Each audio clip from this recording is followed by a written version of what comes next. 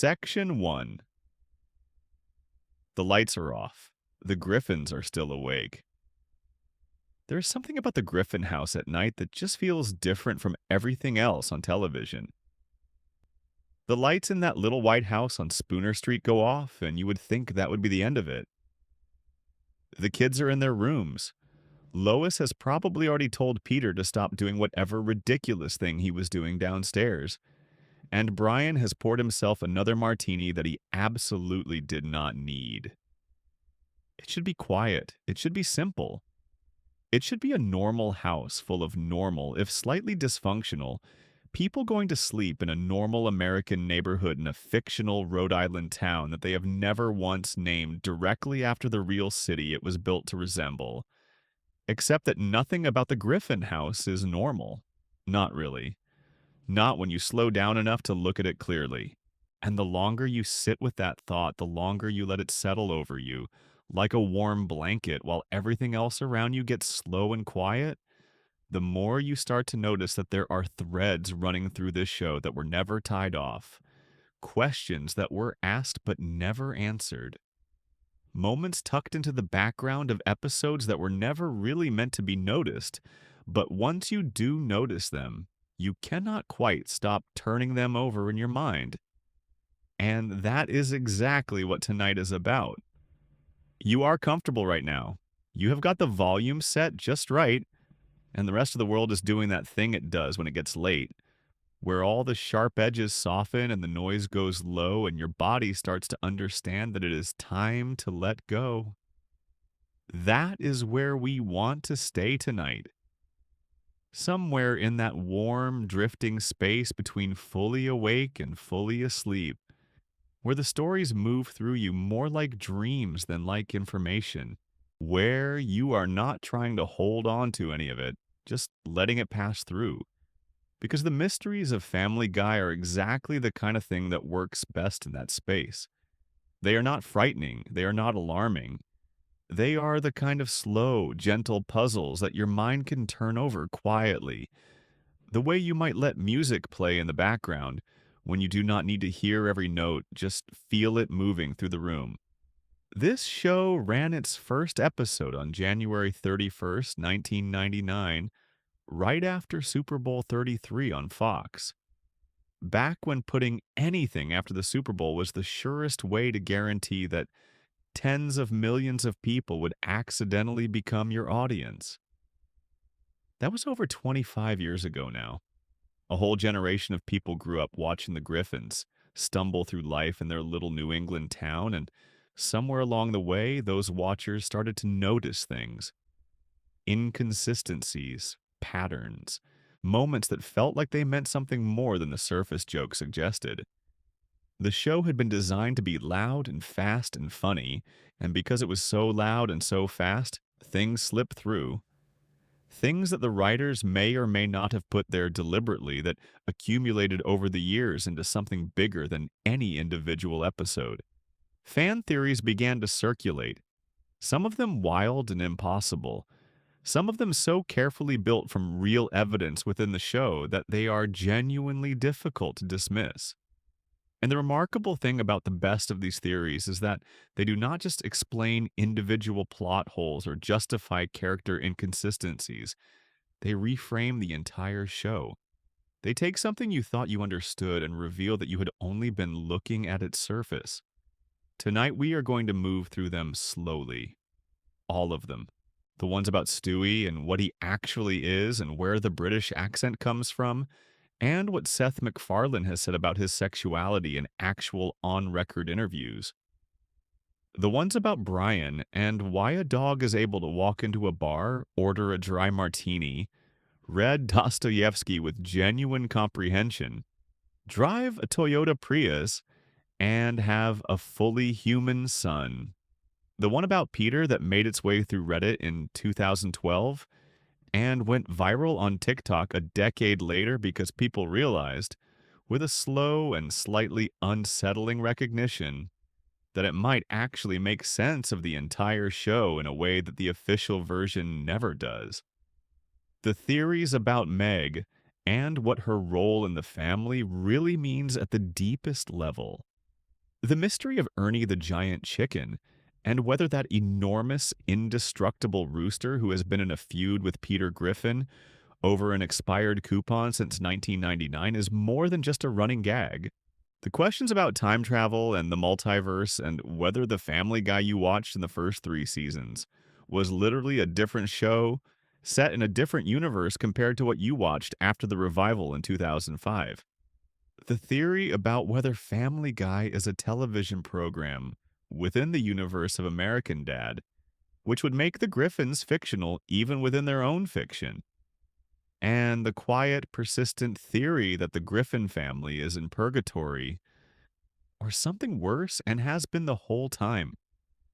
We are going to take all of that and lay it out in the dark, unhurriedly, the way you would tell stories around a fire that is starting to burn low. No urgency, no rush, just the material moving through the night. Before we go any further, though, settle in. Find whatever position your body is telling you feels right. Let your eyes do what they want to do. You do not need to actively follow every word. The stories will move and you can let them. That is the point. The goal is not to have you sitting up with heightened attention, trying to memorize arguments. The goal is to give your mind something to drift through while your body does what it has been trying to do all day. The Griffin house is quiet now. The lights are off on Spooner Street. The neighborhood looks exactly the same in the night as it does in the day, except with a darker sky behind it. The same mailboxes, the same lawns, the same cars and the same driveways. But somewhere in that house, a 1-year-old baby in a yellow shirt is awake in his crib, and his eyes in the darkness are not the eyes of a child who is thinking about going to sleep. They are the eyes of someone who has already been awake for a very, very long time. The eyes of someone with plans. We will start with him. Before we dive in, drop a comment and tell me where in the world you are watching this from and what time it is where you are. It helps to know who is here in the dark with me. Tell me your time and your place. And if you are not subscribed yet, now is the moment. It costs nothing. It helps enormously. And it means the next time I sit down to do something like this, you will already be there. Section 2. The Stewie. Enigma, a baby with no explanation. Let us start with the most obvious mystery in the entire show. The one that the very first episode placed in front of you with no apology and no explanation, and which the show has been quietly refusing to resolve for over 2 decades. Stewie Griffin is a baby. He is 1-year-old. He has been 1-year-old for over 25 years of real-world time, which is its own kind of mystery when you think about it. But we will come to the show's strange relationship with time a little later on. The point right now is that Stewie Griffin is, in every physical and visual sense, an infant. He sits in a high chair, he wears a diaper, he has the round, soft proportions of a baby, and he toddles when he walks and sometimes he drools. Lois picks him up and burps him. Peter talks to him the way parents talk to babies, with that slightly performative warmth that adults put on when they know a child cannot understand what they are saying. Except that Stewie does understand. He understands everything. He understands it in English and in French and in a British accent that sounds like it was grown in the drawing rooms of Victorian England rather than the nursery of a working-class family in Rhode Island. From the very first episode, Death Has a Shadow, which aired on January 31st, 1999, while everyone around him was treating him like a helpless infant, Stewie was standing in his crib delivering monologues about world domination that would have been at home in a James Bond villain's script. His vocabulary was precise, formal, and strangely dated, as if someone had given extensive access to a library from several centuries ago to a creature who had just been born. That is the central mystery. Not just that he can talk, though that alone is extraordinary, but that he can do everything. He builds weapons. He constructs a fully functional time machine in his bedroom using materials that have never been adequately explained. He understands advanced physics, biology, chemistry, and engineering at a level that would make a PhD student feel genuinely uncomfortable. He writes, he reads, he has genuine opinions about classical literature. He has attempted to assassinate his mother using methods that range from poison to a laser cannon to a device that altered the weather over their house. He built mind control devices. He constructed a machine that could freeze time. He developed a formula for de-aging human cells. He did all of this before he was capable of reliably forming a coherent sentence with his cereal. And nobody outside of Brian has ever really acknowledged this. That is the part that unlocks the first layer of the mystery. In the early seasons, the running gag was that adults could not hear or understand Stewie at all. He would deliver these grand dramatic speeches, and the people standing next to him would just smile and hand him a bottle. His plans for global domination went unnoticed because, to everyone except the audience, he was just making baby noises. Peter would pat him on the head and call him sport. Lois would coo at him while he was in the middle of monologuing about the systematic subjugation of humanity. Only Brian seemed to understand him, which is why their friendship became the emotional anchor of the show over time. There was one member of that household who could actually hear what Stewie was saying. Just one. And that person was a dog. Now, here's the first theory about what all of this means. It is one of the oldest and most debated theories in the entire fandom.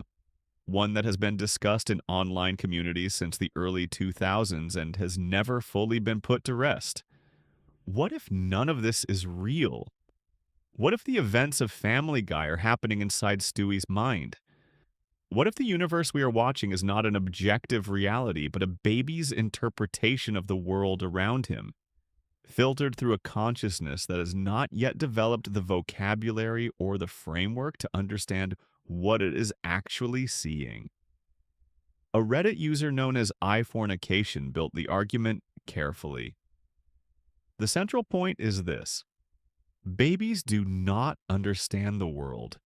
They see shapes and hear sounds and feel sensations, but the meaningful narrative they construct from those inputs is entirely invented. It is a world of giants and noise and warmth and hunger and very little else. If you were to construct a story from the perspective of a baby who was experiencing all of those things and trying to make sense of them, the story would look nothing like reality. It would be exaggerated. It would be surreal. It would involve adults doing incomprehensible things while the baby, the only one who could see clearly, watched from his high chair and plotted. Under this theory, the reason Brian can talk and have conversations with Stewie is that Stewie perceives the dog as part of his family, and all family members in his perception can speak. Since Stewie is surrounded by people who speak, and since he cannot yet distinguish dog from human as separate categories in any meaningful cognitive sense, the dog who lives in the house is simply another family member who talks. The reason Stewie is the only one who can truly understand what is happening around him is that the story is his. It is being told from inside his experience. The reason the world keeps bending toward chaos and impossibility is that an infant's world does not have the solid logical structure that an adult's world has. The reason Peter is an enormous, lumbering fool who crashes through situations without understanding them is that, to a baby, adults look enormous and move in ways that do not always make sense. The reason Lois seems to constantly be the one managing the chaos is that, from an infant's perspective, the mother is the central organizing force of the universe. The reason Stewie's plans always fail despite his genius is that a baby has no actual power in the world, and his sense of omnipotent intelligence is a fantasy constructed from helplessness. Stewie cannot ask for what he needs. He cannot reach the things he wants. He cannot move reliably from one end of the room to the other. He is, in the most fundamental sense, at the mercy of everything.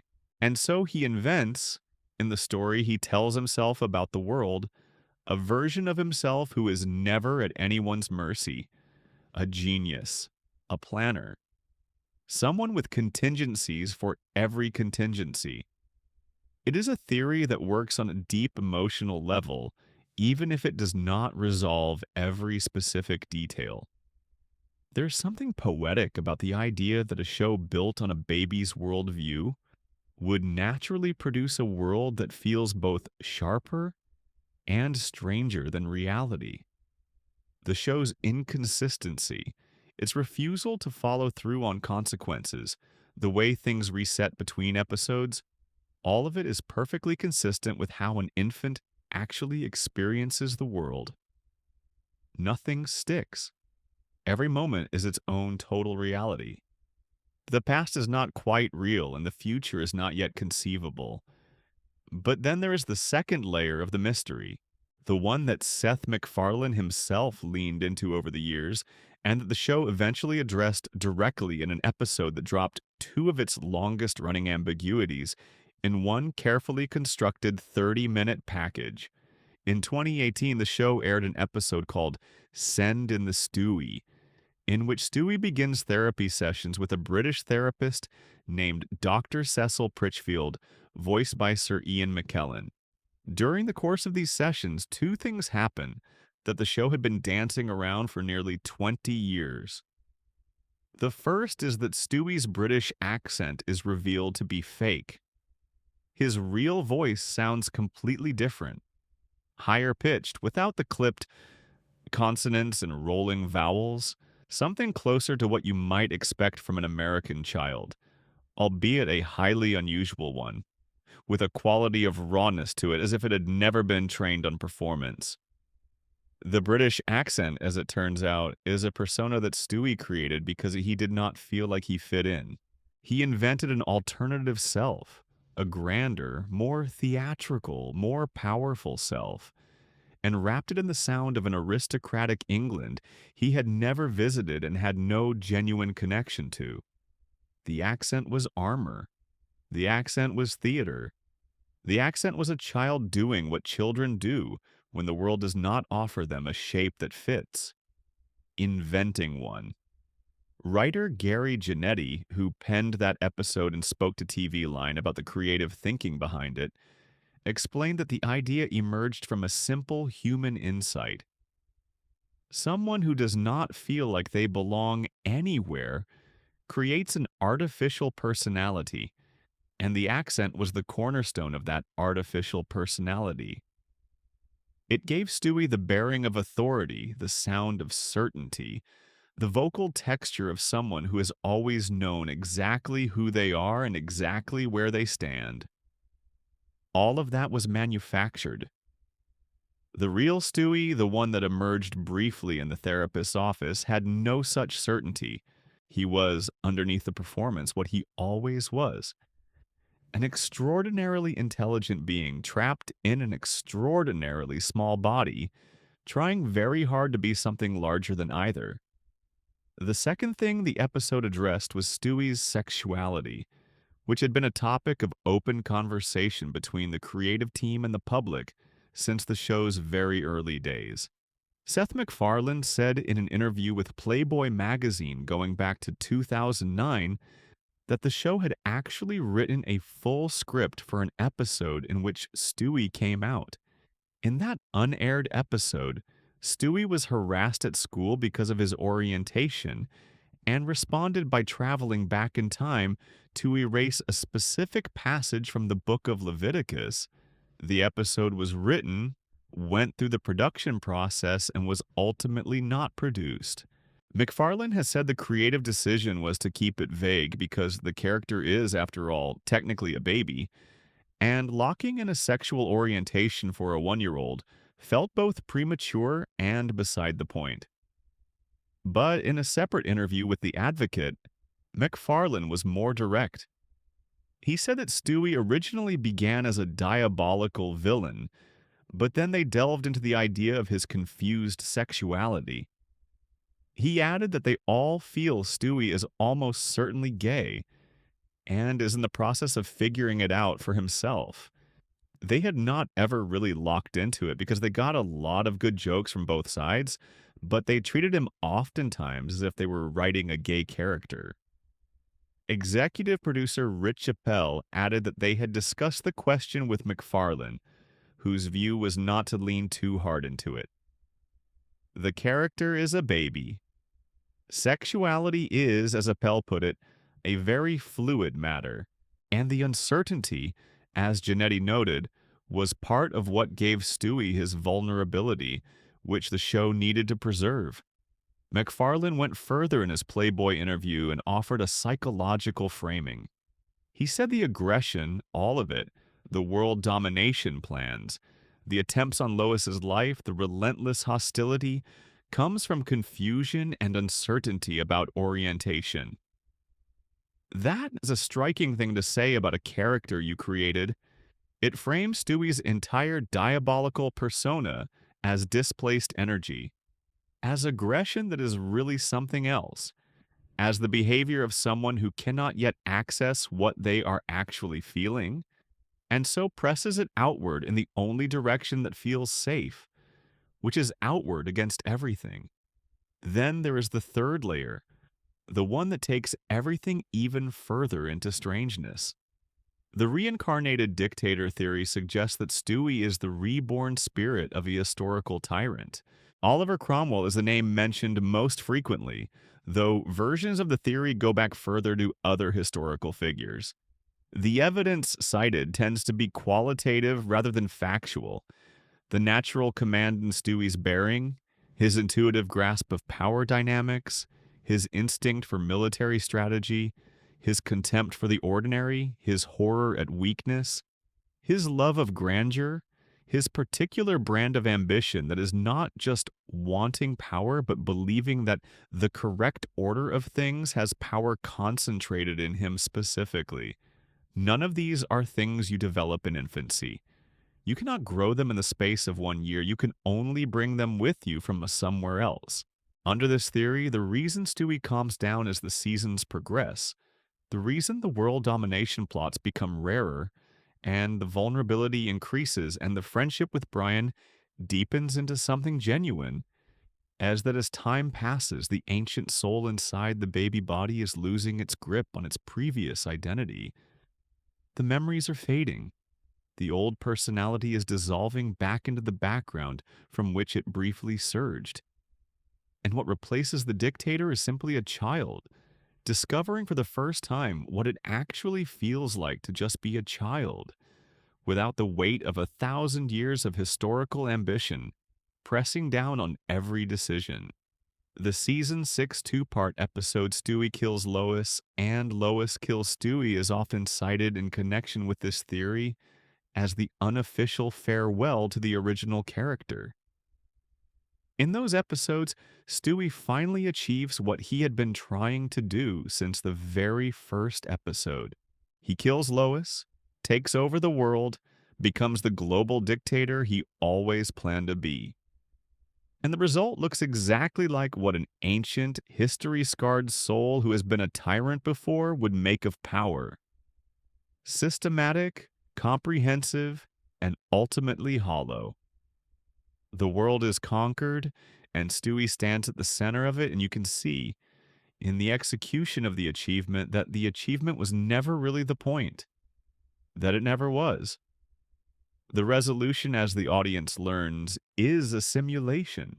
None of it actually happened, and after those episodes, the show never goes back to the evil Stewie in any sustained way. Those episodes were, in retrospect, a goodbye. A last run at the old identity before it was set aside for good. Whatever the ancient soul had been carrying across its previous lifetimes was, in those episodes, finally exhaled. And then the baby was just a baby again, softer, more uncertain, but somehow more present than he had been when he was still carrying everything from before. Let the thought settle. You do not need to decide what you believe. Just let Stewie's crib glow quietly in the dark of that nursery and let the question sit with you. Who exactly is inside that tiny body? What has he been? And what, after everything, is he slowly becoming? Section 3. Brian Griffin's Impossible Existence. Move through the house past the nursery with its dangerous occupant, down the hall where Chris is asleep and dreaming of things he will never fully be able to articulate, past Meg's room where the light has been off for hours because she learned a long time ago that going to sleep early is easier than sitting in the common areas waiting to be reminded how little she matters, and down the stairs to the living room. Brian is there. He almost always is. He is sitting on the couch with a glass of something. A martini tonight, though it has been wine before, and scotch before that. And sometimes just a beer when he is in one of his more honest moods about his own pretensions. The glass is nearly empty, but he has not moved to refill it yet. He is staring at nothing in particular.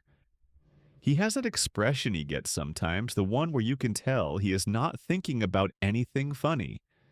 He is thinking about something real, something he would rather not look at directly, and so instead he is staring at the middle distance and letting the alcohol do the gentle work of making the thought a little less precise. He is a dog. That is the thing. That is the one thing you are never supposed to forget, even as the show does everything it can to make you forget it. Brian Edward Griffin is a white Labrador retriever. He was born in a puppy mill in Austin, Texas, to parents named Coco and Biscuit, who were regular dogs in every conventional sense. He was separated from his mother as a puppy and bounced between owners before ending up as a stray washing car windshields at intersections for change, until Peter Griffin pulled over one day and offered him a home. And that backstory is, if you hold it up to the light and look through it, entirely impossible. Not in the way that a lot of animated shows are impossible, where you just accept the cartoon logic and move on. Impossible in a specific, documented, internally inconsistent way that the show itself has never resolved and seems, on some level, to be quietly aware of. Brian Griffin went to Brown University. He attended an Ivy League institution in Providence, Rhode Island, presumably passed through some version of the admissions process, and studied there, albeit without graduating, because he was one course short of his degree. This is the kind of detail that only adds to the overall effect of someone who perpetually falls just short of the things he is reaching for. He has had careers as a substitute teacher, a drug-sniffing dog for the police department, a taxi driver, a contributor to the New Yorker magazine, a playwright whose work was actually staged, and a novelist whose novel was admittedly terrible but was nonetheless completed and published. He drives a second-generation Toyota Prius with the license plate BRI-DOG. He pays bills. He has a credit card. He has been romantically involved with multiple human women, some of these relationships depicted with genuine emotional weight. And he has a son, a human son named Dylan Flanagan, whose existence constitutes a biological impossibility so fundamental that it has generated more fan discussion than almost anything else in the show's history. If Brian, in a canine body, fathered a human child with a human woman, then the rules governing what Brian actually is cannot be the rules that govern ordinary dogs. Dylan is not a mistake. Dylan is a deliberate creative choice, and the biological impossibility of his existence is something the writers placed in the fiction, knowing it would raise questions they had no intention of answering. And that is where the most compelling theory about Brian comes in. The one that draws a direct line from the world of Family Guy to the world of American Dad, and uses the confirmed science of one show to explain the apparently impossible science of the other. In American Dad, There's a character named Klaus Heisler. Klaus is a German ski jumper whose brain was surgically removed by the CIA and placed into the body of a goldfish as part of an experimental intelligence operation. He is depicted as a goldfish who contains a fully functioning human consciousness. He has human memories, human desires, human speech, human emotional responses. He is in every meaningful sense a human being who happens to be housed in the body of a fish. The CIA did that to him.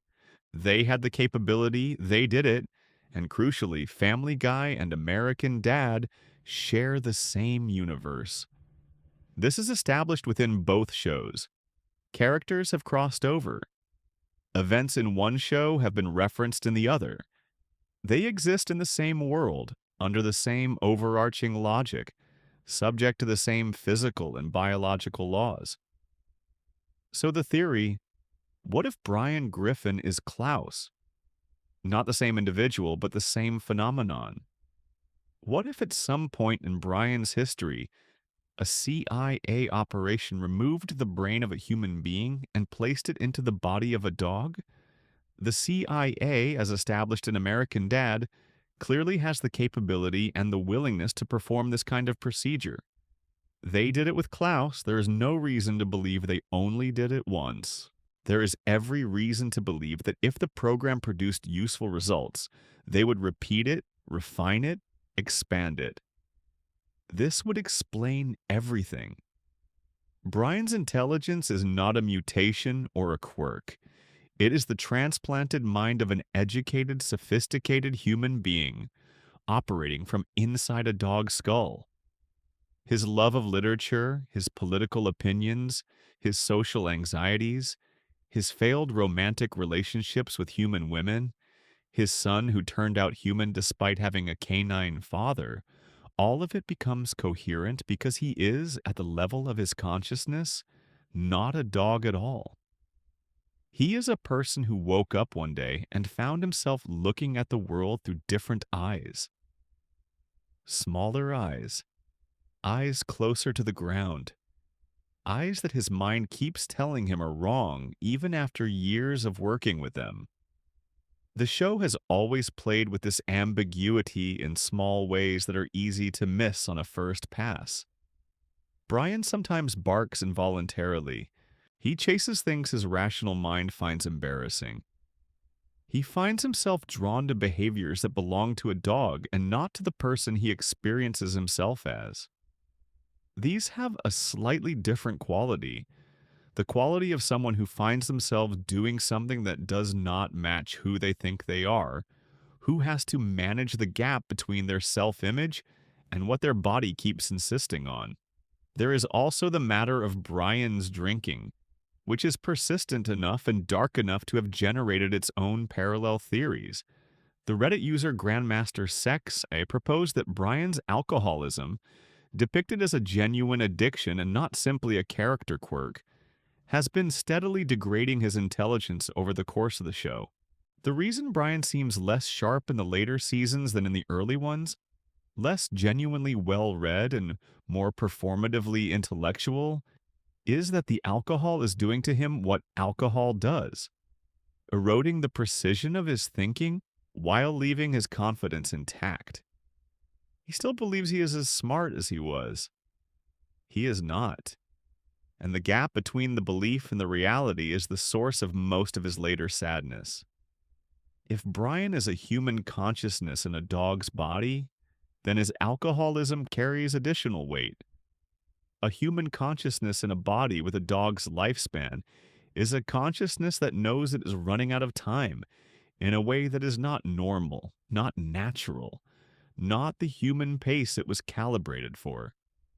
The expected horizon for that consciousness was somewhere in the 70s or 80s in human years. The actual horizon is 13 or 14, maybe less. Brian, who is already 10 years old when the show begins, is already deep into the back half of his expected biological lifespan. He knows this. He cannot help knowing this. And he drinks because it is the only way he has found to make the knowing a little quieter on the nights when everything is still and there is nothing to distract him from it. There is a second theory about Brian that is entirely different in character but equally compelling. This one came from a Reddit user known as Rahalfi, and it suggests that Brian is not just a character in the show, he is the author of it. Under this theory, the events of Family Guy are a fictional work being written by Brian Griffin. He is the show's creator in the meta sense, not Seth MacFarlane writing a television program, but Brian writing a story. He is the narrator. He is the perspective through which all events are filtered. He is the consciousness that decides what gets included and what gets omitted, which characters are sympathetic and which are not, whose inner life the audience has access to and whose remains opaque. This explains more than you might initially expect. It explains why Brian's voice is Seth MacFarlane's natural speaking voice, the only character whose voice matches MacFarlane's own. It explains why Brian shares so many of MacFarlane's known political views, cultural tastes, and personal frustrations. It explains why Brian is always present. Every episode that does not include the full cast includes Brian. There are no Brian-free episodes where the family does something without him. He is the constant. He is the through line. He is, as any author is in their own work, never fully absent. And it explains why everyone hates Meg. This is the detail that Ralphie found most compelling in the theory, and it is the one that is hardest to argue with once you see it. In Season 5's Barely Legal, Meg develops a serious and escalating obsession with Brian after he accidentally kisses her. She stalks him. She puts pieces of her hair in pie and feeds it to him. She creates situations designed to manufacture intimacy he has not consented to. She makes his life genuinely uncomfortable in ways that would justify a real and lasting resentment, not just discomfort. Real, dug-in resentment of the kind that colors everything afterward. If Brian is the author of the show and Brian resents Meg for what she put him through, then of course he would write a version of the story in which everyone shares his resentment. He would exaggerate her flaws. He would make her universally disliked. He would construct a fictional world in which his personal experience of her was confirmed and validated by the reactions of everyone around her. Since Peter is, in Brian's perception, an idiot, Brian's written version of Peter is an idiot. Since Brian finds Chris exasperating, his written version of Chris is exasperating. And since Brian resents Meg, his written Meg is someone the entire world resents. Because that is what it feels like when you are writing from a place of genuine grievance. The whole world looks like it agrees with you. Then there is the mystery of Brian's death and return in seasons 12 and 13. In Life of Brian, he is hit by a car and dies on the operating table. His last words were that the Griffins had given him a wonderful life and that he loved them all. The show treated it seriously, the family mourned. Stewie was devastated in a way that felt genuine and raw. And then, 2 episodes later, Stewie used a stolen return pad to go back to the moment before Brian was hit and save him, restoring the timeline. This was widely interpreted as a ratings stunt, and that interpretation is probably correct at the level of production decision. But the theory about Brian as the show's author adds another dimension. If Brian was writing the story, and Brian died within it, then the story had no author. The episodes with the replacement dog, Vinny, were the story running without its author, continued by momentum and convention, but lacking the specific consciousness that had been giving it its shape. And when Stewie restored the timeline, the story got its author back. The show became coherent again because Brian, its secret creator, was returned to his position. The glass on the coffee table is empty now. Brian will refill it soon, or he will not. And whatever thoughts he was turning over in that particular moment will go unspoken, the way his most important thoughts always do. He told Stewie in that bank vault episode, Brian and Stewie from season 8, that he kept a gun in a safety deposit box because there were days when the weight of his life was too much and he needed to know the door was there. That is not a joke. That is a character who is in genuine pain, who has been in genuine pain for a long time, who functions well enough in the day-to-day that nobody would notice unless they were locked in a small room with him and had nowhere else to look. Section 4. The Peter Griffin. Insanity Theory. Here is where the night gets a little deeper. Not frightening, nothing here is frightening. But there is a theory about Family Guy that has been circulating since August 7th, 2012, when a Reddit user by the name of bblank0308 posted it to the fan theories. Subreddit with quiet deliberateness. No fanfare, just a carefully constructed argument that was upvoted over 500 times in the years before it found its second life on TikTok in late 2022. When users started sharing it, telling others to look it up because they would not be okay afterward. The Know Your Meme database logged its viral moment. It trended. People who had watched Family Guy since childhood encountered the theory and reported feeling something specific shift in how they remembered the show. It is called the Peter is going insane theory.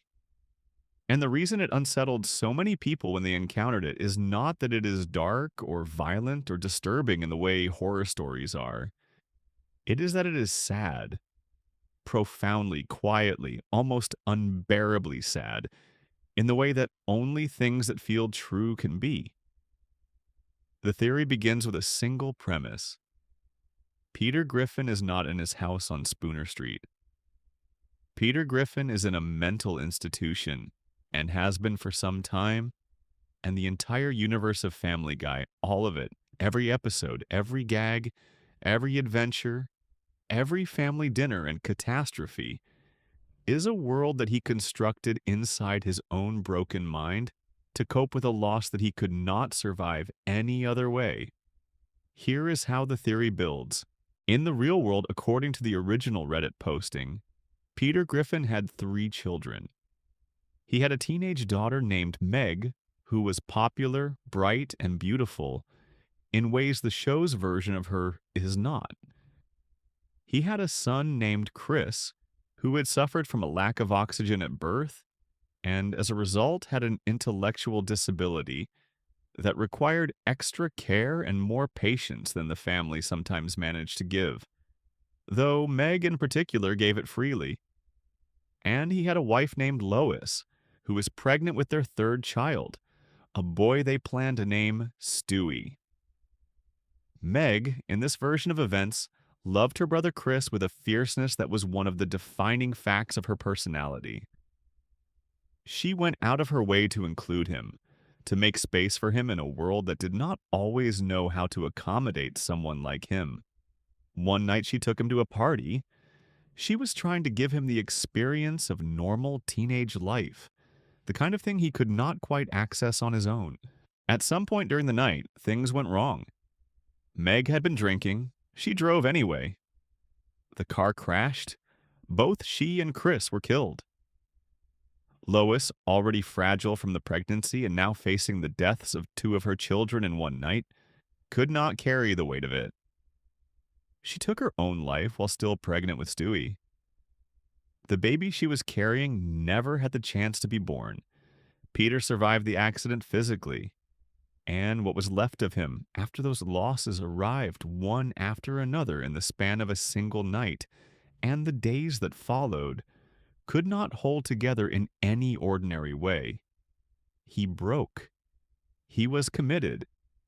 And in the place where his mind went when the real world became unbearable, he built a version of his family where everyone was still alive. In his version, Meg is still alive, but she is no longer the beautiful, popular girl she was in reality. The Peter inside the institution cannot love his daughter without also resenting her for what she did, even knowing somewhere in the buried and unvisited part of him that she did not mean to do it. He loved her too much to erase her from his imagined world, but he could not include her without the resentment coloring her. And so in his invented world, everyone hates Meg. The resentment he feels is distributed through every character, worn by everyone around her, normalized as the natural response to her presence. He is not the only one who cannot forgive her. In his world, nobody can. But the love is still there. It has not been erased. It surfaces occasionally in small moments of compassion between Peter and Meg that feel out of character for the Peter the audience usually sees. Moments where he looks at her with something close to what he actually felt in the real world before everything broke. These moments are brief. The show moves past them quickly. But they are there, and the theory identifies them as the places where the real Peter bleeds through the invented one. Chris, in Peter's fantasy, is no longer intellectually disabled. Peter could not live with imagining Chris in the condition Chris was actually in. And so in his invented world, Chris is just a regular, slightly clueless teenager. Still awkward, still not entirely connected to the world around him, still given to saying things that do not quite land, but whole. Present. There. Stewie, the child who is never born, is given the most elaborate treatment of all. Peter had enormous hopes for that unborn son. He had ideas about who the boy would be. Unable to know the real answer because Stewie never got to be anyone, Peter imagined the grandest possible version. A genius, even at 1 year old. A child with plans and capabilities and a mind that put everyone around him to shame. Peter's grief over the son he never got to meet becomes, in his fantasy, a baby who is secretly running the world. The world domination schemes, the weapons, the time machine, all of that is Peter's grief, finding its maximum possible expression. His lost son was going to be extraordinary. In his mind, the only container big enough for that grief is a baby who is building the future from a crib. Lois, who in reality is gone, becomes in Peter's mind the patient, managing, occasionally exasperated wife who is always there, always holding things together, always present. She is the version of Lois that Peter needed her to be and could not have her be because she left him the only way she could. His mind has preserved her as the best possible version of herself. Capable, warm, committed. He can watch her every day. He can hear her voice. She is not dead in his world. She is just the wife he always had. Brian is Peter himself, the most devastating of the theory's suggestions, and the one that has proved the most durable in discussion. Brian, intelligent, articulate, somewhat pretentious, trying very hard and not always succeeding, haunted by his own inadequacy and numbing it with alcohol, is the self that Peter projected onto an animal because he could not bring himself to construct a human version. He sees himself as a dog, not worth the dignity of being treated as a person, capable of intelligence and feeling, but always finally an animal. Less than, not quite human anymore. Something kept by the family out of obligation rather than genuine love. This is what Peter thinks of himself. This is how he experiences his own mind in the institution. Too smart to be entirely lost, smart enough to know what he has lost, but stripped of the human standing that full emotional health would have given him.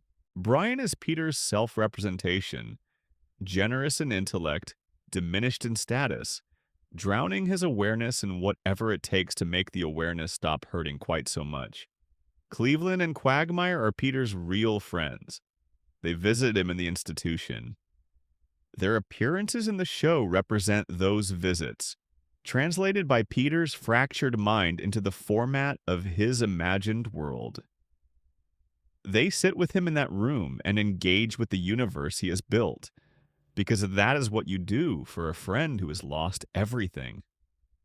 Cleveland, after some period of time, starts to find those visits destabilizing. He can feel his own grip on reality softening when he spends time in that room, humoring his friend, inhabiting the invented world alongside him. And so he withdraws. And in Peter's mind, this withdrawal becomes a narrative event. Cleveland moving to another city, starting a new story, a spin-off that Peter's imagination keeps running even without the real Cleveland there to feed it. Joe Swanson is someone Peter never actually met in real life. He was told about Joe by Cleveland and Quagmire, a man who had moved into the old house, a man in a wheelchair, a good father, a dedicated cop. Having never met this man, Peter constructed a full version of Joe, and the Joe he builds is everything Peter could never be. Strong, heroic, physically capable despite his disability, unconditionally loving toward his wife and son. The man Peter wanted to be, constructed entirely from a description. The reason none of Peter's actions have real consequences, the reason the world resets, the reason nothing permanently changes, is that this is a story in a broken man's head. And in that story, his family always comes home safe. That is the foundational rule of the world he invented. No matter what happens, no matter how bad it gets, they come home. Because that is the only thing he was trying to build. The reason the show's characters get progressively darker as the seasons go on, the reason Peter becomes crueler and more reckless and less capable of warmth, is that Peter is not getting better. The insanity is deepening. The coherence of his invented world is breaking down. The edges of the fantasy are fraying. What comes through the gaps is the bitterness and the guilt and the grief that the fantasy was built to contain. When the theory went viral on TikTok in 2022, the comments were full of people saying they wish they had not read it. Not because it was frightening, but because they could feel it landing somewhere true.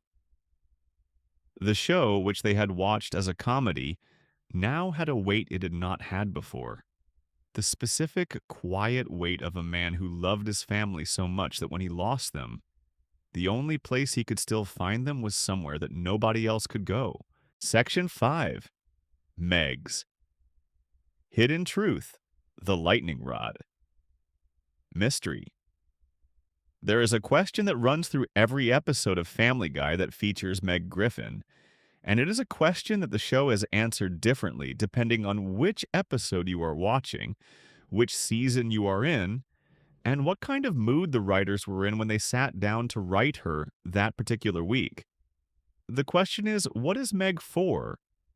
That sounds brutal, and it is a little, but it is also the honest version of what the show itself has been asking from the beginning.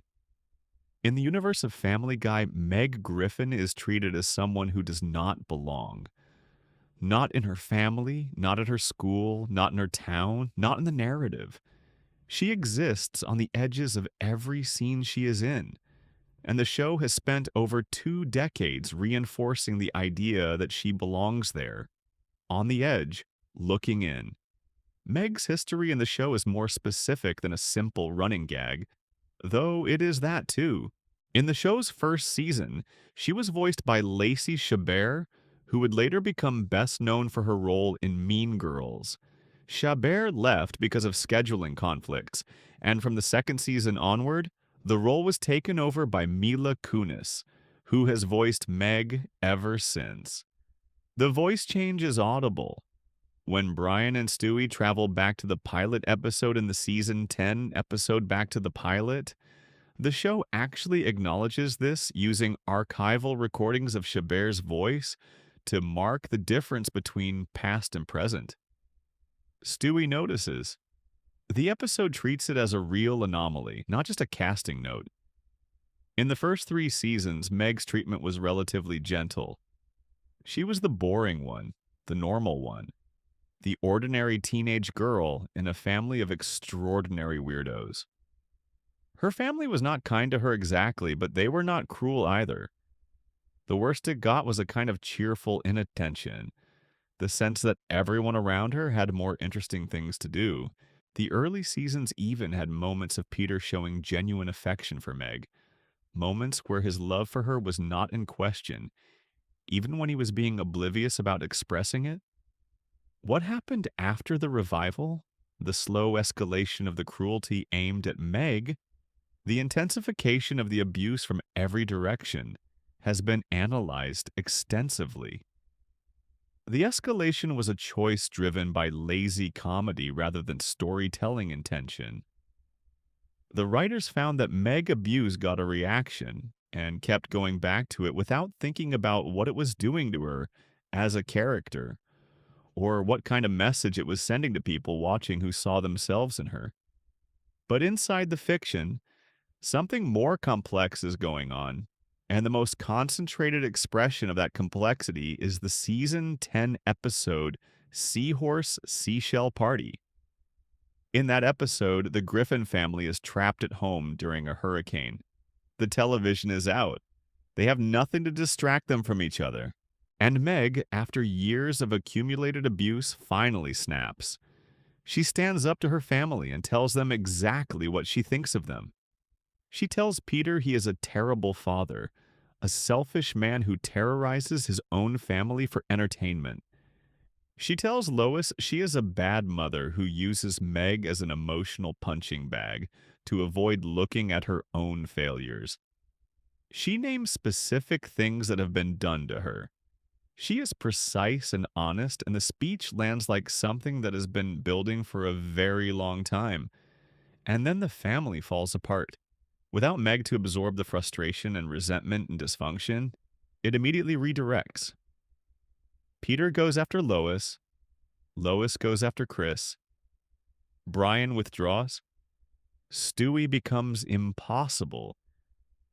The household, without its designated target, becomes genuinely unsafe in a way it had never been when the abuse was flowing in one direction.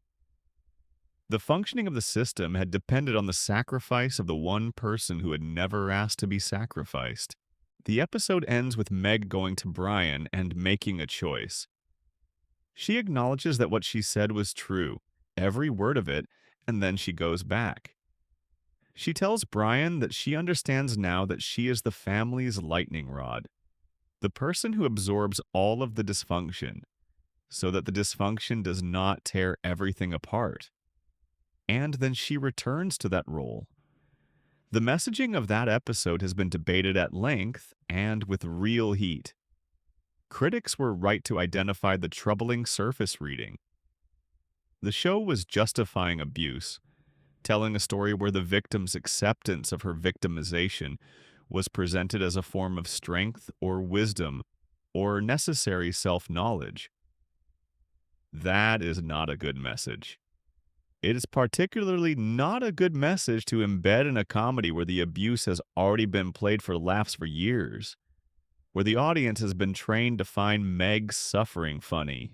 But there is a second reading, and it is the one that emerges if you take Meg seriously as a character rather than as a punchline.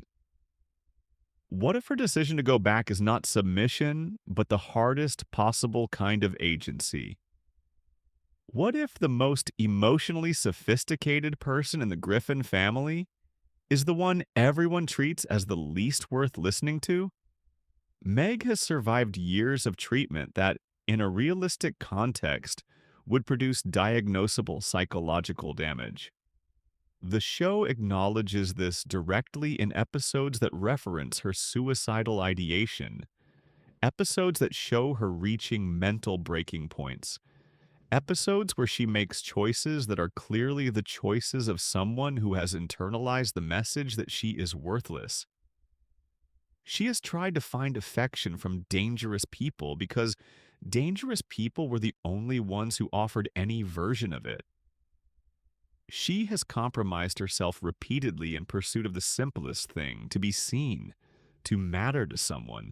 And despite all of that, she keeps maintaining something, a fundamental decency, a commitment to the people who have hurt her that goes beyond what they deserve, an ability to step back from the worst thing she could do and instead choose, again and again, something that looks like forgiveness even when the hurt is still completely fresh.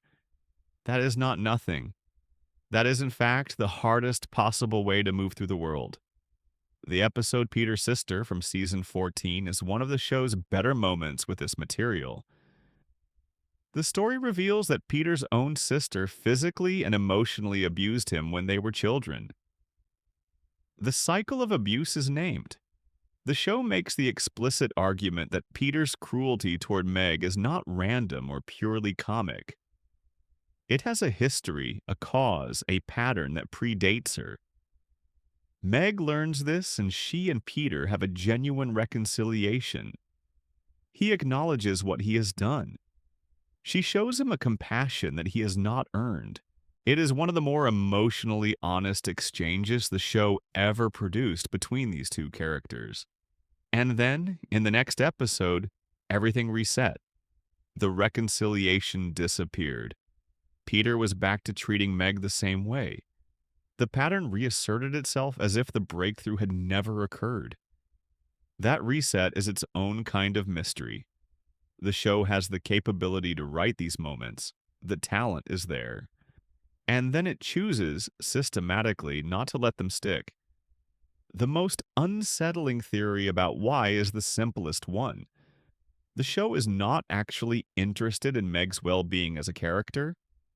The moments of genuine emotional depth are occasional accidents, the consequence of a writer carrying more than the system usually allows for, and the system quickly corrects for them.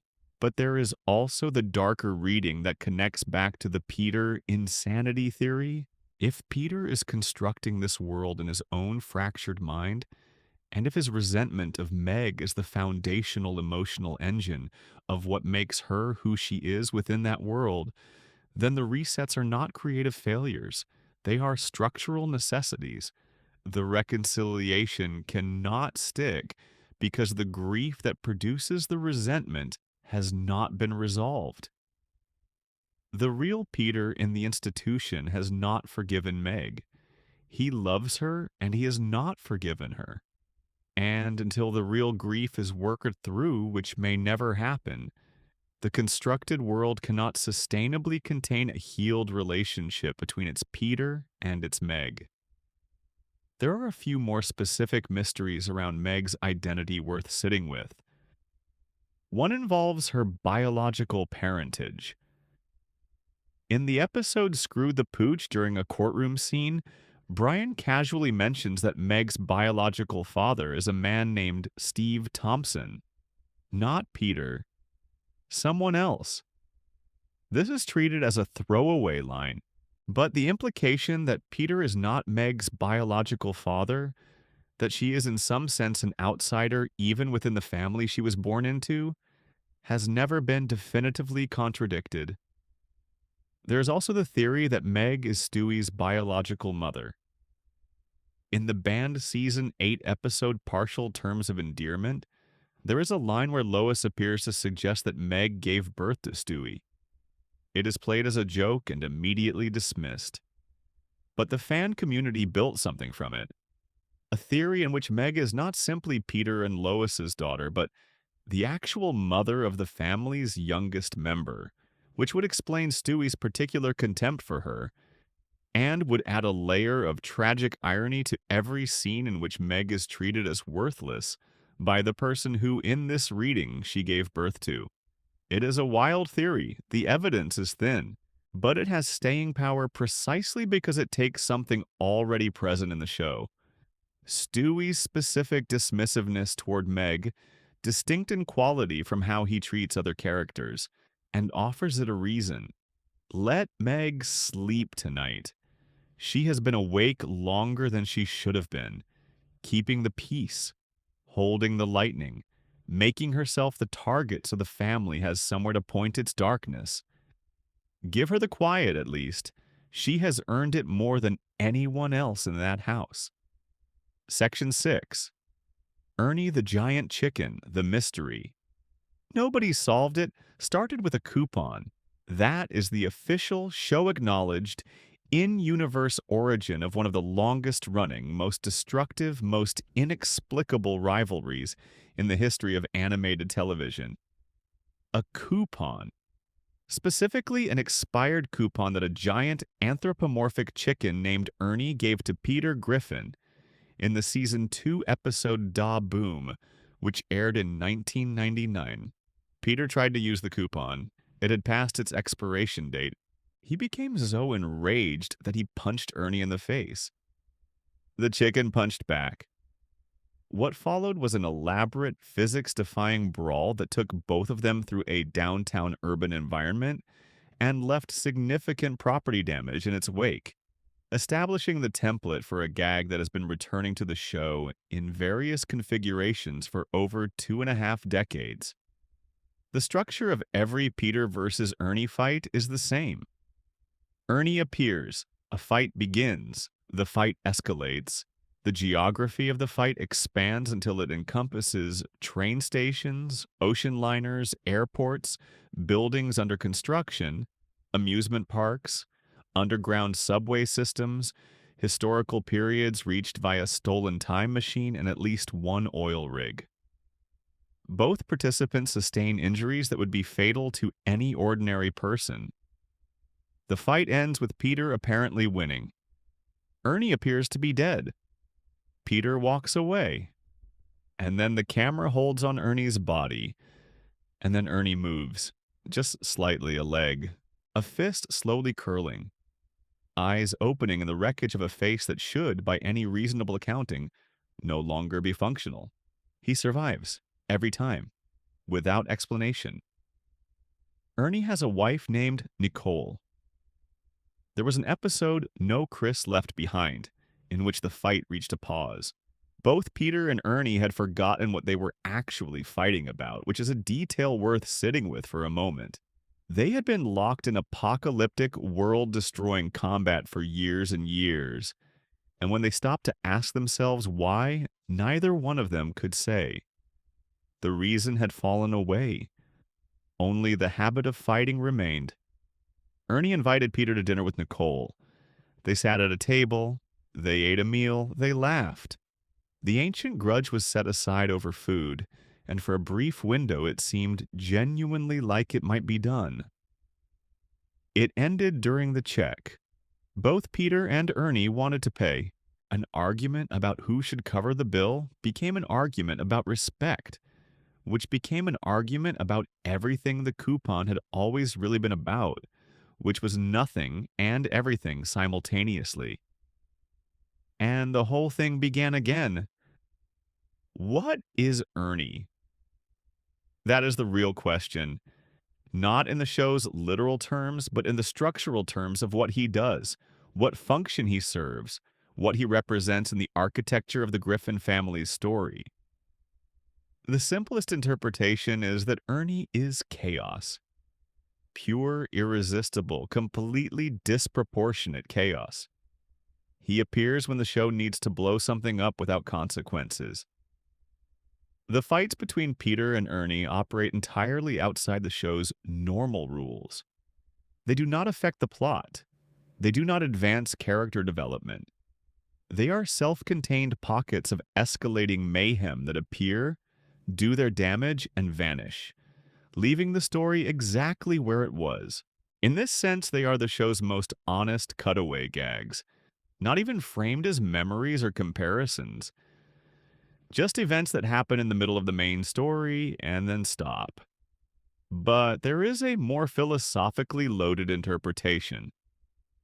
Under this reading, Ernie represents something that Peter cannot defeat and cannot reconcile with. The expired coupon was a small insult, a trivial wrong. In a sane world, a mature person moves on from a trivial wrong. You absorb it and continue. Life is full of small insults, and the functional response is to let them pass. Peter cannot do this. He never could. His response to the smallest provocation is maximum force, and that maximum force never achieves resolution because maximum force never does. Ernie keeps coming back not because he is supernatural, though his apparent indestructibility does suggest something that operates outside normal physical laws, but because the grudge itself is supernatural. A grievance that was never really about the coupon cannot be settled by dealing with the coupon. The real thing, whatever it is, lives deeper. And so the fights go on forever, in increasingly apocalyptic configurations, resolving nothing, consuming everything in their path, leaving both participants battered and somehow unchanged. Under the Peter's mind theory from the previous section, Ernie takes on yet another quality. In a world constructed by a mind that is fracturing, some elements will be strange. Some things will be too big, too durable, too insistent. Ernie the giant chicken, impossible to kill, impossible to reason with, always returning no matter how thoroughly he has been defeated, starts to look less like a character and more like a thought that will not go away. An intrusive, enormous thought, the kind of thought that belongs to a grief so large it cannot be named, and that therefore keeps manifesting in forms that are just displaced enough from the real thing to be tolerable. There is also the time travel episode Internal Affairs, in which Peter and Ernie's fight takes them onto Stewie's time pad and sends them careening through history. They end up colliding with the DeLorean from Back to the Future in 1885. The fight goes on even there, even in the past, even in someone else's story. The feud is not bound by the same rules of time and space that bind everything else in the show's universe. And yet there is something almost beautiful about the Ernie fights when you look at them from the right angle. They are the one place in the show where consequences genuinely do not apply. Not because the show is being lazy about it, but because these fights were designed from the beginning to be outside the show's normal rules. They are a pocket of pure kinetic expression. Peter and Ernie are not fighting because anything is at stake. They are fighting because that is what they do. Because once a conflict reaches a certain pitch and has lasted a certain length of time, it no longer needs an external justification. It becomes self-sustaining. It becomes its own reason. Somewhere in that town tonight, Ernie is getting back up. He always does. Section 7, Stewie's Time Machine and the Canon Problem. There is a question that comes up every time Family Guy ventures into time travel territory, and it is a question that the show itself seems to genuinely enjoy refusing to answer. When Stewie and Brian use the time machine, do the events actually happen? Are they part of a single linear history that can be altered and re-altered? Or does every trip create a new branch, a parallel timeline, a fresh universe that diverges from the original the moment the return pad fires up? And if the latter is true, which universe are we in right now? The time machine first appeared in the very first season, in the episode Mind Over Murder, where Stewie originally built it to avoid the discomfort of teething. This is presented with spectacular casualness, as if, of course, this baby has a time machine. Why would he not? And then the machine gets used and the events of the episode get erased, and the show moves on. But it immediately establishes something important. The machine can rewrite what we have just watched. The audience just saw events happen, and now those events have been undone. This is not a small thing to put into a television show and then not fully explore. The exploration began in earnest with Season 7's Road to Germany, the first substantial time travel adventure, in which Mort Goldman accidentally travels back to 1940s. Germany during the Holocaust, and Brian and Stewie have to go after him. This episode takes the machine seriously as a narrative device and uses it to tell a story with real historical stakes.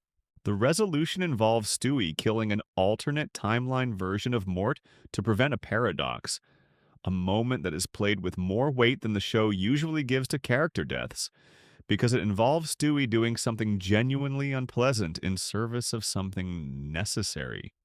The season 9 episode, The Big Bang Theory, is the one that goes deepest into the show's own mythology and produces the revelation that most dramatically reconfigures everything we think we know about Stewie's place in the universe.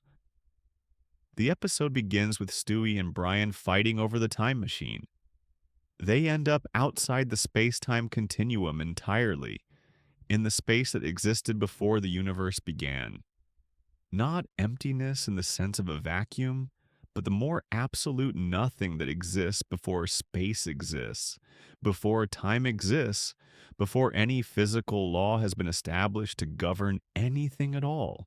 They manage to get back by triggering an explosion from the return pad, overloading its reactor and using the released energy to blast them back into a reality where the laws of physics can apply to them.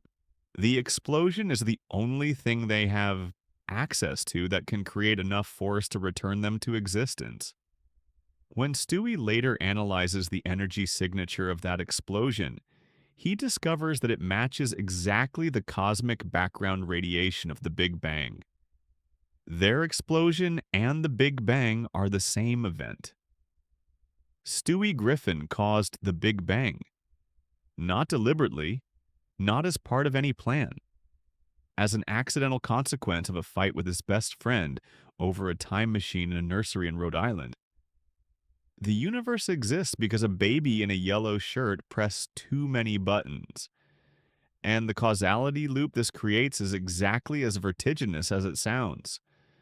The universe created Stewie, so Stewie could create the universe, so the universe could create Stewie. There's no beginning point in that loop. It is perfectly circular, requiring nothing outside itself. Stable in the only way truly closed systems are stable, which is completely. This means that Stewie Griffin is within the show's own internal logic as established in a canonical aired episode, the origin of all physical existence. Every history, every timeline, every possible version of any possible event that has ever occurred or ever could occur in the Family Guy universe owes its existence to the energy released when a baby and his dog stumbled outside of space-time and needed a way back in. The time travel episode, Back to the Pilot from Season 10, takes a different approach to the machine's implications. Stewie takes Brian back to the very first episode of Family Guy, January 31st, 1999. And what they find there is genuinely strange in ways the episode half acknowledges and half plays for laughs. The animation is different, is cruder, softer, in the film Roman style that the show used before the revival. The characters move differently. The proportions are slightly off. And Meg's voice sounds wrong because in 1999, Meg was still being voiced by Lacey Chabert, whose recordings are used in this episode to accurately represent the sound of the show in that period. Stewie notices the differences. The episode treats them not as mere stylistic evolution, but as something with genuine ontological weight. They are in a version of the past that looks wrong from where they currently stand. And the show, rather than explaining this away, allows Stewie to observe it with the specific curiosity of someone who recognizes they are in a place that operates on different rules from the place they came from. The multiverse becomes fully explicit in Road to the Multiverse, which is probably the most ambitious episode in the show's history in terms of what it attempts to do with its own mythology. Stewie has built a new device, and he and Brian hop between parallel universes. A world where Christianity never rose to prominence, and the world is more technologically advanced. A Disney animated universe where everything is soft and beautiful and slightly terrifying. A Flintstones universe. A universe where Germany won World War II. a robot universe, a universe where humans and dogs have exchanged social positions and Brian is revered as a god. Each of these is a real place within the show's universe. Each has internal consistency. Each has its own history, its own population of beings living their lives in the particular version of reality their universe established. The implication is clear and permanent. The universe we watch is one among infinite. The Griffins we know are the Griffins of this particular branch. There are others. There always have been. And Stewie is at the center of all of it. He built the machine. He is the one who can cross the lines between universes. He is the reason the universe exists in the first place, in the show's own terms. This baby who cannot walk reliably, who is contained within a high chair and a diaper, and a life that operates almost entirely at the level of a few square feet of nursery floor, has access to the full-dimensional architecture of reality in a way that no other character does or ever will. The smallest, most physically helpless character in the show is the most cosmically powerful one. He is constrained by the forms of infancy while capable of reaching into the foundations of existence. He can revisit the moment of his own birth. He can watch time run backward. He can stand outside the universe and look at it from the position of the thing that made it possible. And he still has to nap every afternoon. He still needs Lois to change his diaper. He still cries sometimes when the night is long and the nursery is dark, and whatever he is carrying in that small body and large mind becomes too much to hold without noise. The time machine sits in his room right now, folded into the shadows beside the crib. Its lights are off. The return pad is charged. There are infinite nights available to travel to, an infinite number of possibilities, all of them real in some version of the show's universe. Tonight, though, he is staying here. Section 8. The two-universe theory, pre- and post-cancellation. This is a theory that does not require any particularly dramatic metaphysical framework. It does not need a tragic backstory or supernatural explanation. It is in many ways the most grounded theory in this whole collection, and possibly the one with the most structural evidence behind it. The theory is this. The Family Guy you watched in seasons 1 through 3 and the Family Guy you watched after the show returned from cancellation in 2005 are two different shows set in two different universes. They feature the same character names and the same general setting, but they are not the same people. They are not the same family. The differences accumulate into something that goes beyond creative drift or production inconsistency. The show was canceled by Fox at the end of its third season in 2002. The reasons were primarily scheduling. Fox had moved it around repeatedly, putting it in time slots where it competed against dominant established programming, and the ratings suffered accordingly. The show's quality in those first 3 seasons was not in question. What killed it initially was the network's inability or unwillingness to give it a stable home. It went into a 3-year period of dormancy, during which the writing staff dispersed, the production infrastructure was dismantled, and the creative team moved on to other projects. The comeback in 2005, driven by exceptional Adult Swim rerun ratings and strong DVD sales, brought the show back to a different landscape with a different team. Seth MacFarlane acknowledged this directly in interviews, noting that one of the consistent consequences of the show being canceled and revived was that they were always having to rebuild the writing staff. People move on. They cannot be held indefinitely. The writers who shaped the tone and sensibility of seasons 1 through 3 were not all available or willing to return for season 4, and the new people brought new instincts. The visible differences between the two versions of the show have been documented extensively by fans over the years. In the pre-cancellation years, Meg is a slightly awkward teenager whose family does not really hate her. Peter is a silly, occasionally clueless father who cares about his children and apologizes when he hurts them. Lois is the warm, capable center of the household. Brian is sharp and funny and genuinely kind. Stewie is a terrifying genius baby who wants to kill his mother. The family is dysfunctional in the warm, familiar way that dysfunctional families are, held together by real affection. After the revival in 2005, all of this changes. Not immediately, but progressively in ways that accelerate as the seasons accumulate. Peter's stupidity expands from lovable clumsiness into something that occasionally has genuinely dark implications. Brian's political views sharpen into a vehicle for the writer's opinions, rather than a facet of a full character. Stewie's evil genius persona begins to recede, and Meg's treatment begins a downward spiral that will not level off for another 9 or 10 seasons. The Reddit theory from user HoHosWackyQuest proposes that this is not just creative drift. It is a real change between universes. When the show was canceled in 2002 and then uncanceled in 2005, the production did not pick up in the same universe it left off in. It picked up in a parallel version, one with different rules, darker characters, a slightly harsher internal logic, and a family that resembles the original while being fundamentally changed in ways that cannot be fully explained within the continuity of a single continuous story. The hardest evidence to dismiss is the back to the pilot episode. When Stewie and Brian travel back to the pilot episode, they encounter versions of themselves and their family that explicitly look, sound, and operate differently from how they are currently operating.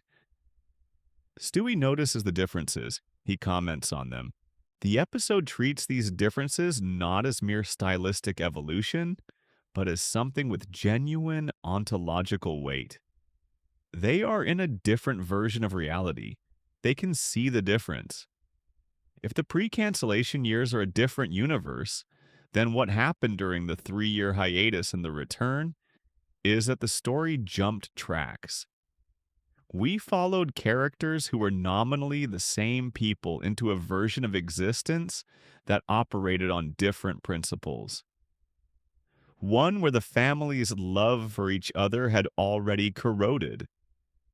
One where the systems of cruelty that would define Meg's life were already in place. One where the particular darkness that the post-revival show would amplify was a feature of the universe's foundational architecture, rather than a development that would need to be introduced gradually. The Road to the Multiverse episode makes this theory not just plausible, but structurally supported. If alternate universes exist in the show's canon, and they do explicitly, demonstrably, then the idea that the pre-cancellation and post-cancellation shows occupy different branches of that multiverse is not a leap. It is a logical extension of what the show itself has told us about the nature of its own reality.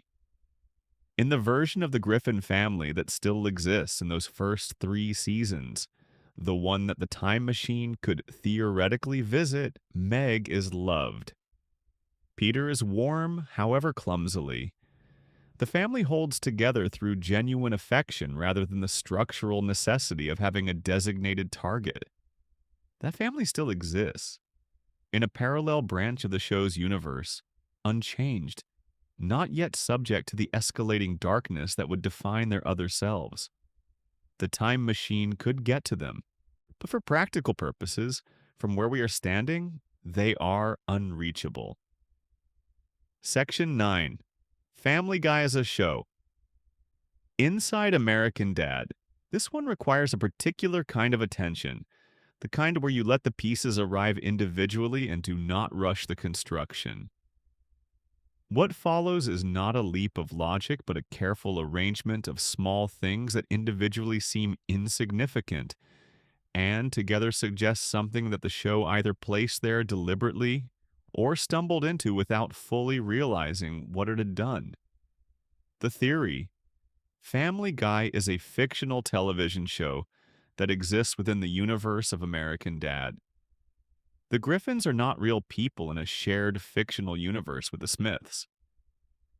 They are characters in a program that the characters of American Dad watch, discuss, imitate, and reference. Family Guy is not a sister show to American Dad. It is a show within a show, a piece of popular culture within the American Dad world, the way that any sitcom exists in ours. The evidence begins with small, specific moments in American Dad that are easy to rationalize away individually, but accumulate into something harder to dismiss.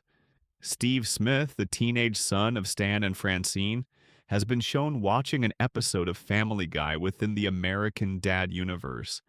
He is depicted enjoying it the way a teenager enjoys a television show, engaging with it, reacting to it, treating it as a cultural product that he consumes for entertainment. He imitates Stewie doing the impression, which is the kind of thing you do when a fictional character has become a cultural phenomenon, when their voice and mannerisms have become part of the shared vocabulary that people use to reference pop culture. Roger, the alien who lives in the Smith's attic and regularly adopts elaborate new personas, has been depicted dressed as Stewie for Halloween. Not meeting Stewie. Not in a crossover event where the two characters exist in the same space simultaneously. Dressed as Stewie the way you dress as a character from a show you like. The way you dress as any beloved fictional person for a costume occasion. Stan Smith has listed his favorite fictional dogs in a memorable American Dad moment. Brian Griffin is on the list.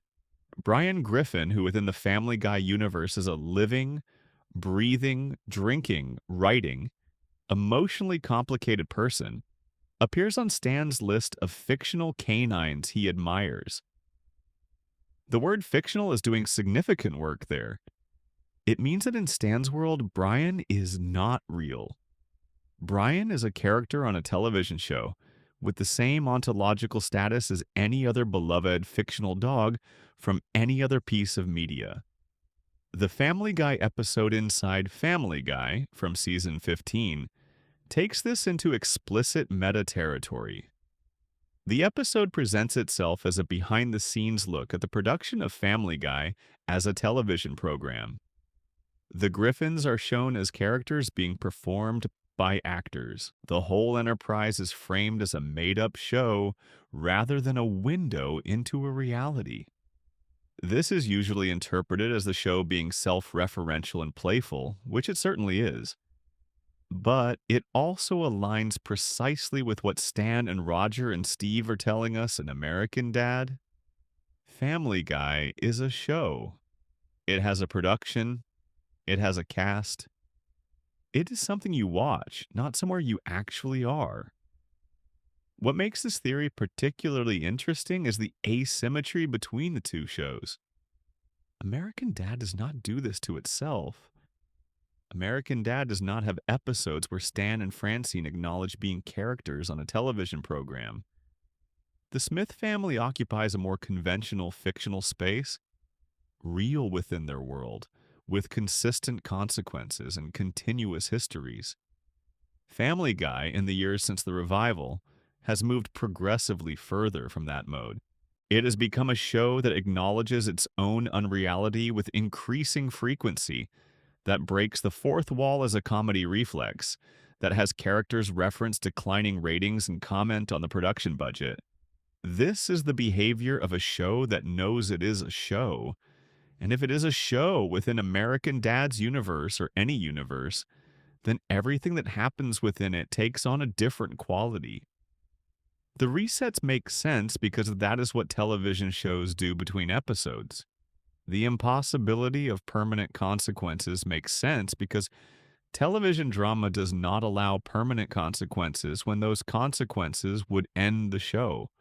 The escalating darkness of the character's behavior makes sense as the kind of creative decision that writers of a long-running comedy make when they run out of other ideas. The Griffin family, under this theory, is not real even within the logic of a fictional universe. They are doubly fictional. Characters in a show that characters in another show watch. Their suffering is not real suffering. Their cruelty is not real cruelty. It is a show. A long-running, beloved, deeply flawed, occasionally brilliant show. But then again, is that not true of all the shows we love? Is it not true of every fictional world we enter and then grieve a little when we have to leave? The fact that the Griffins are fictional does not diminish what they do to us when we watch them. It never has. Somewhere in Langley Falls, Stan Smith watches Family Guy and laughs. And the laugh is real even if the show is not. That is the deal. That is the deal all fiction makes with its audience. Section 10, The Contaminated Water. Theory and character changes. There is a season 5 episode, not a landmark one, not one that occupies a prominent position in any best of list, in which it is established as a background fact that the lake near the show's fictional Rhode Island town is heavily polluted. The lake has been contaminated, the result of years of industrial and municipal carelessness. The kind of slow environmental damage that happens in post-industrial American communities with regulatory environments that prioritize economic activity over public health. The show treats this as a detail, a piece of environmental comedy in passing. It mentions it and moves on. But a faction of the fan community took it seriously. More seriously than the writers perhaps intended, and with a specificity that the passing gag alone did not invite. If the town's water supply comes from that lake, and in a municipality of that size in that period, in New England where public water infrastructure has historically been tied to local water sources, it very likely does. Then every person in the town has been drinking contaminated water for years. Not catastrophically, not in ways that would produce obvious immediate illness, but at the level of slow accumulation. The kind of exposure that changes people gradually, over time, in ways that are almost impossible to distinguish from the ordinary changes that aging and circumstance produce anyway. The contamination theory proposes that the character changes visible across the show's run. The progressive darkening of Peter, the increasing coldness of Lois, the deterioration of Chris's cognitive engagement, the escalation of the cruelty aimed at Meg, are not simply the result of writers making different choices in different seasons. They are the result of the characters themselves changing, chemically, biologically, under the slow influence of whatever is in the water. Peter gets progressively more impulsive, more detached from consequences, more willing to engage in behavior that would have been recognizably out of character in the early seasons. His capacity for empathy decreases visibly. His attention span shrinks. His relationship to cause and effect becomes more erratic. These are not cleanly the changes of a character being written differently so much as the changes of a person whose neurological function is being gradually compromised. Lois gets colder, more brittle, more disconnected from the warmth that defined her in the earliest seasons. She becomes capable of cruelties toward Meg that the season 1 or 2 Lois would have checked or redirected. Chris's development stops tracking the normal trajectory of an adolescent becoming more capable and more aware. He seems across the seasons to become less rather than more. He is more confused in his 20s than he was in his early teens. That is unusual. It is the kind of thing that, in a realistic context, you would attribute to something environmental. Stewie, interestingly, goes the other direction. As we have discussed extensively, Stewie becomes calmer, more emotionally available, less driven by the destructive impulses that characterized his early seasons. Under the contamination theory, whatever is in the water affects different neurological profiles differently. Those who began in states of unusual extremity, like Stewie, whose baseline was homicidal genius infant, trend toward the center under contamination. The bizarre is flattened toward the ordinarily impaired. The terrifyingly sharp is softened toward the merely competent. The most provocative extension of this theory addresses the cutaway gags themselves. The cutaways in Family Guy, which begin as a comedic device and gradually take over the show's structure in the post-revival years, are something that critics have analyzed extensively as a symptom of creative laziness. That analysis is almost certainly correct in terms of what was actually happening in the writer's room. But the contamination theory offers a different framing. What if the cutaways are not a writing technique? What if they are hallucinations? What if the characters of Family Guy, under the influence of years of contaminated water exposure, are experiencing intrusive visual episodes that interrupt their normal experience of reality?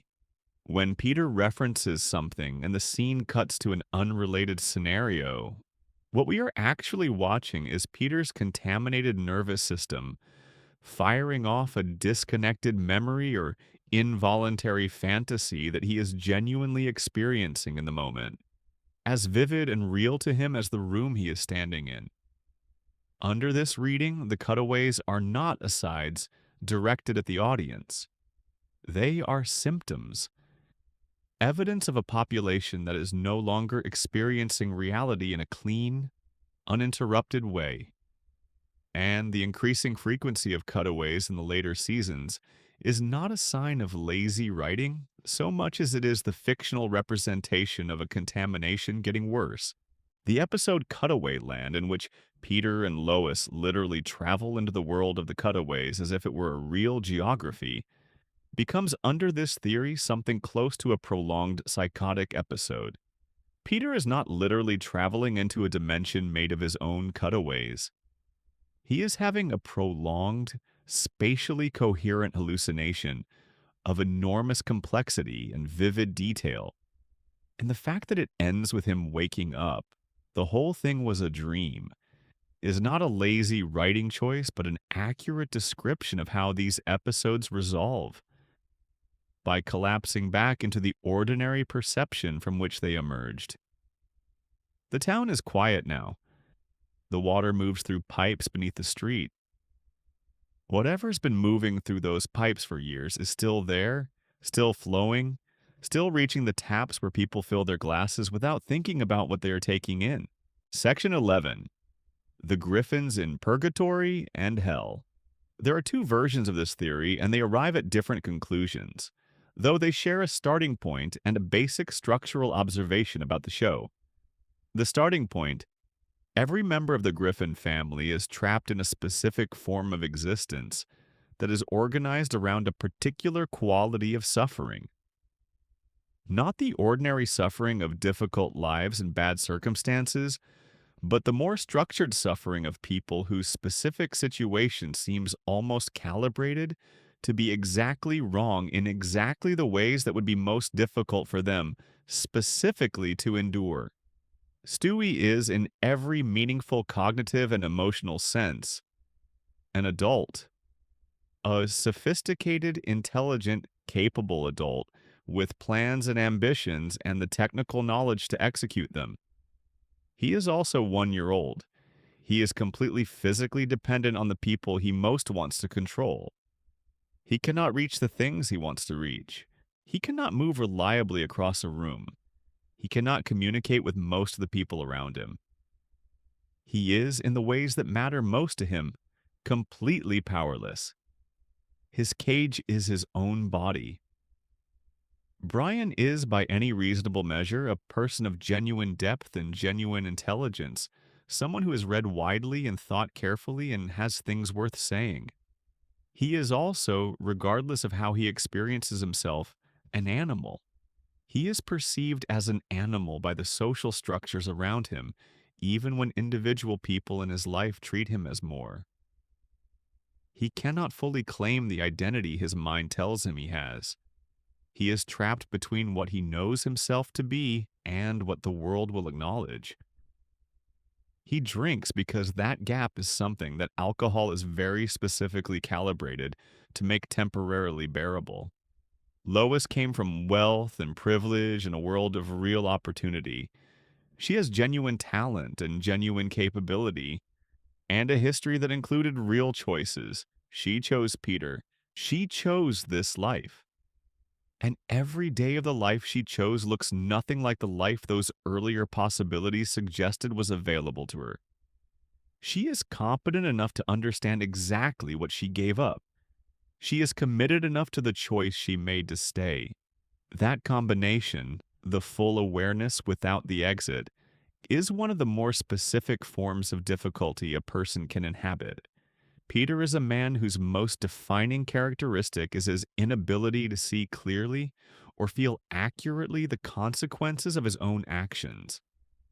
He is surrounded by evidence of what he costs the people around him and has limited access to that evidence. His stupidity is not purely comic. It is the stupidity of someone who is constitutionally unable to complete the feedback loop that would allow him to grow. He does harm, he does not know he has done harm, he does more harm. This is presented for laughs, and it is funny, and it is also the structure of a very specific kind of hell. The one where you keep making the same mistake forever because you cannot see that you are making it.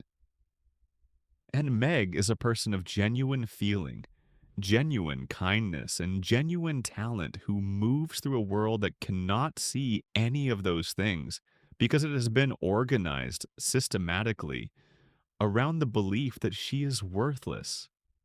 She has real things to offer. They are not received. She has real pain that deserves acknowledgement. It is used for entertainment.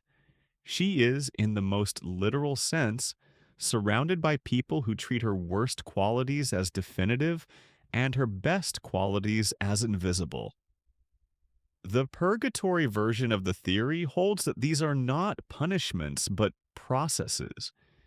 Each character is in a situation that is precisely designed around something they need to work through. Stewie, the soul that was most powerful, is learning what it means to be helpless. Brian, who was most convinced of his own superiority, is living a life that systematically undercuts that conviction. Lois is learning something about the nature of choice and commitment. Peter is being given the opportunity, however poorly he takes it, to learn something about consequences.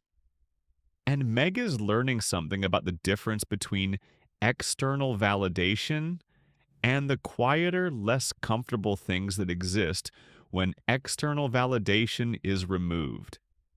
The evidence for growth is visible, if not consistent.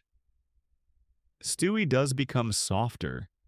Brian does have episodes where he is genuinely called out for the gap between his self-image and his behavior, and the show sometimes gives him the grace to feel that honestly. Lois has moments of genuine reckoning with her own coldness, and Peter, in the very rare episodes when the show allows it, shows that the capacity for empathy and warmth has not been entirely lost, only buried. Purgatory in the theological tradition is not permanent. It is a process toward something. The characters are moving, however slowly and however inconsistently. They are not static.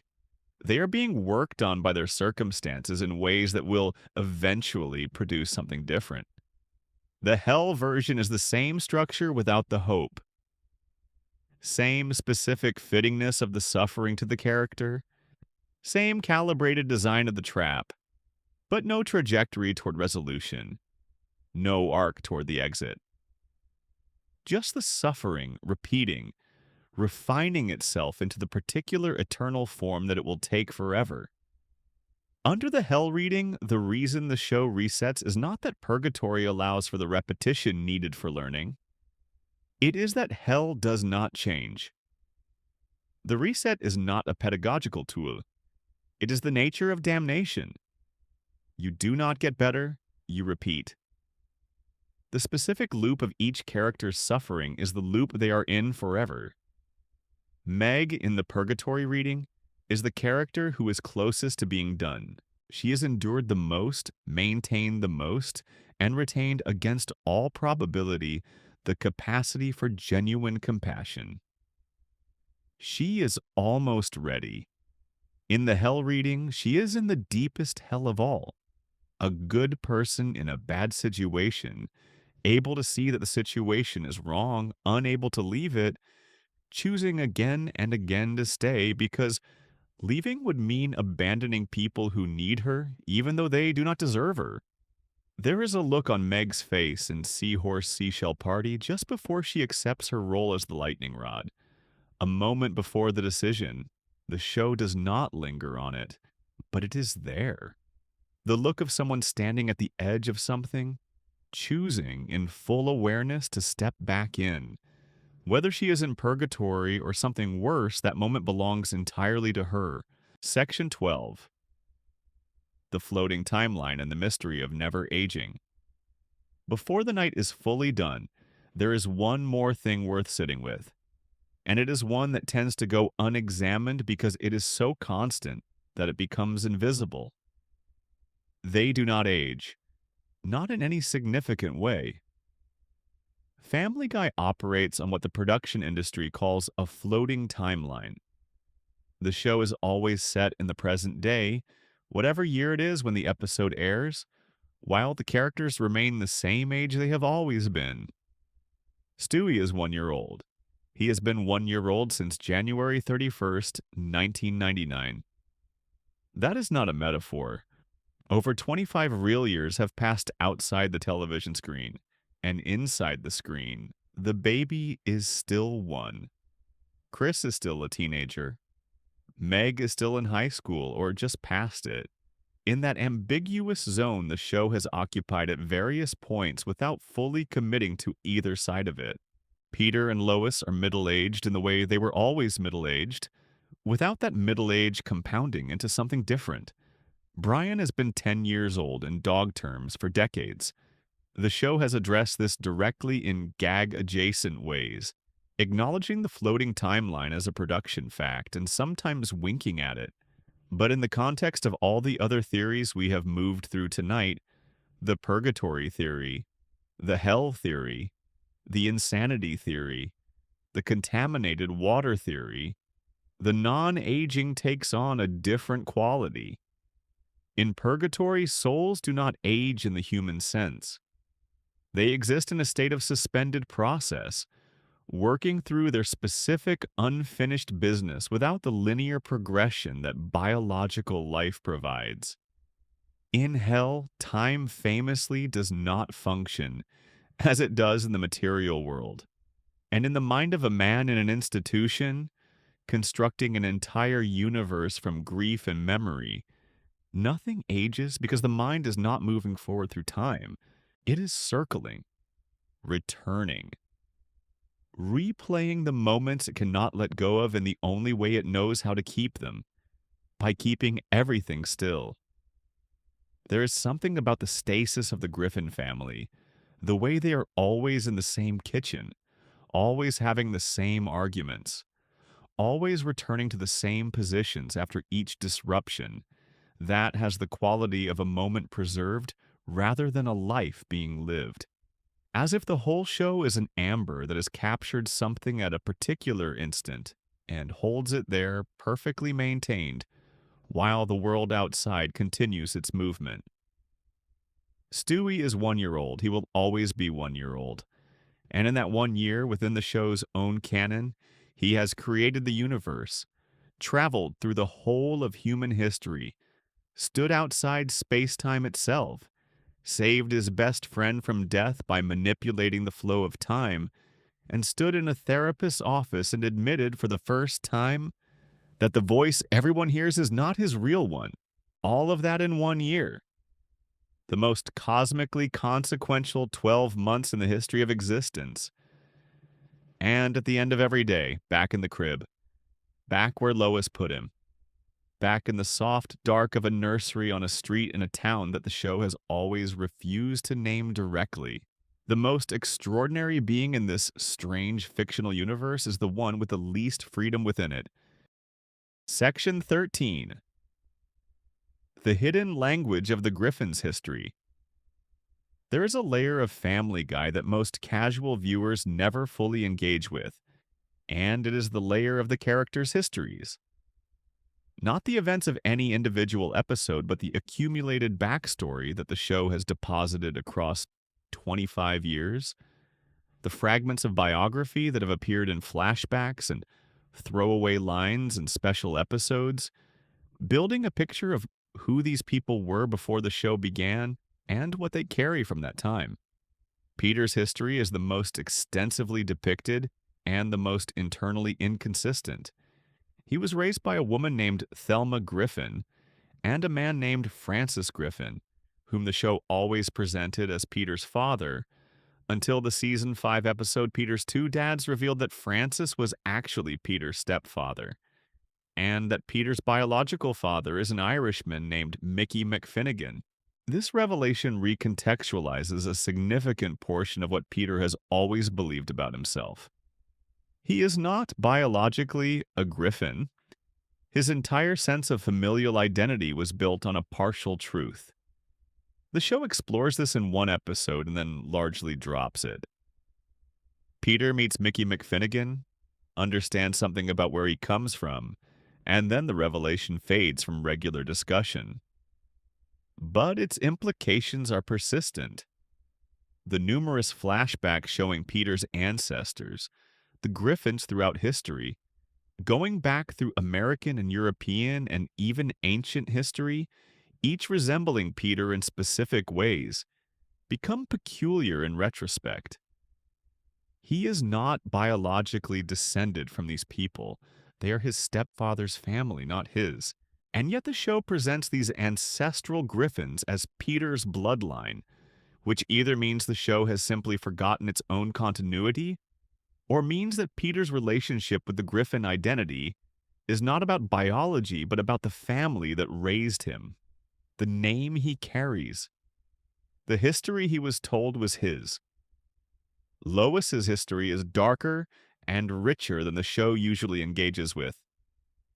She came from wealth, the Pewterschmidt family, represented by her father Carter and her mother Barbara, depicting old money, the kind of inherited affluence that produces a specific set of privileges and a specific set of blindnesses.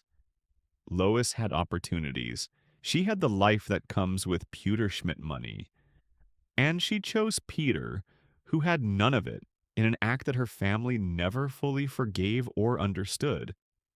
Lois also has a brother named Patrick, who spent years in a mental institution after a childhood trauma involving violence. This is revealed in the episode The Fat Guy Strangler, in which Peter discovers that Patrick has been released and is murdering overweight men. Patrick is Lois's brother. He is a serial killer.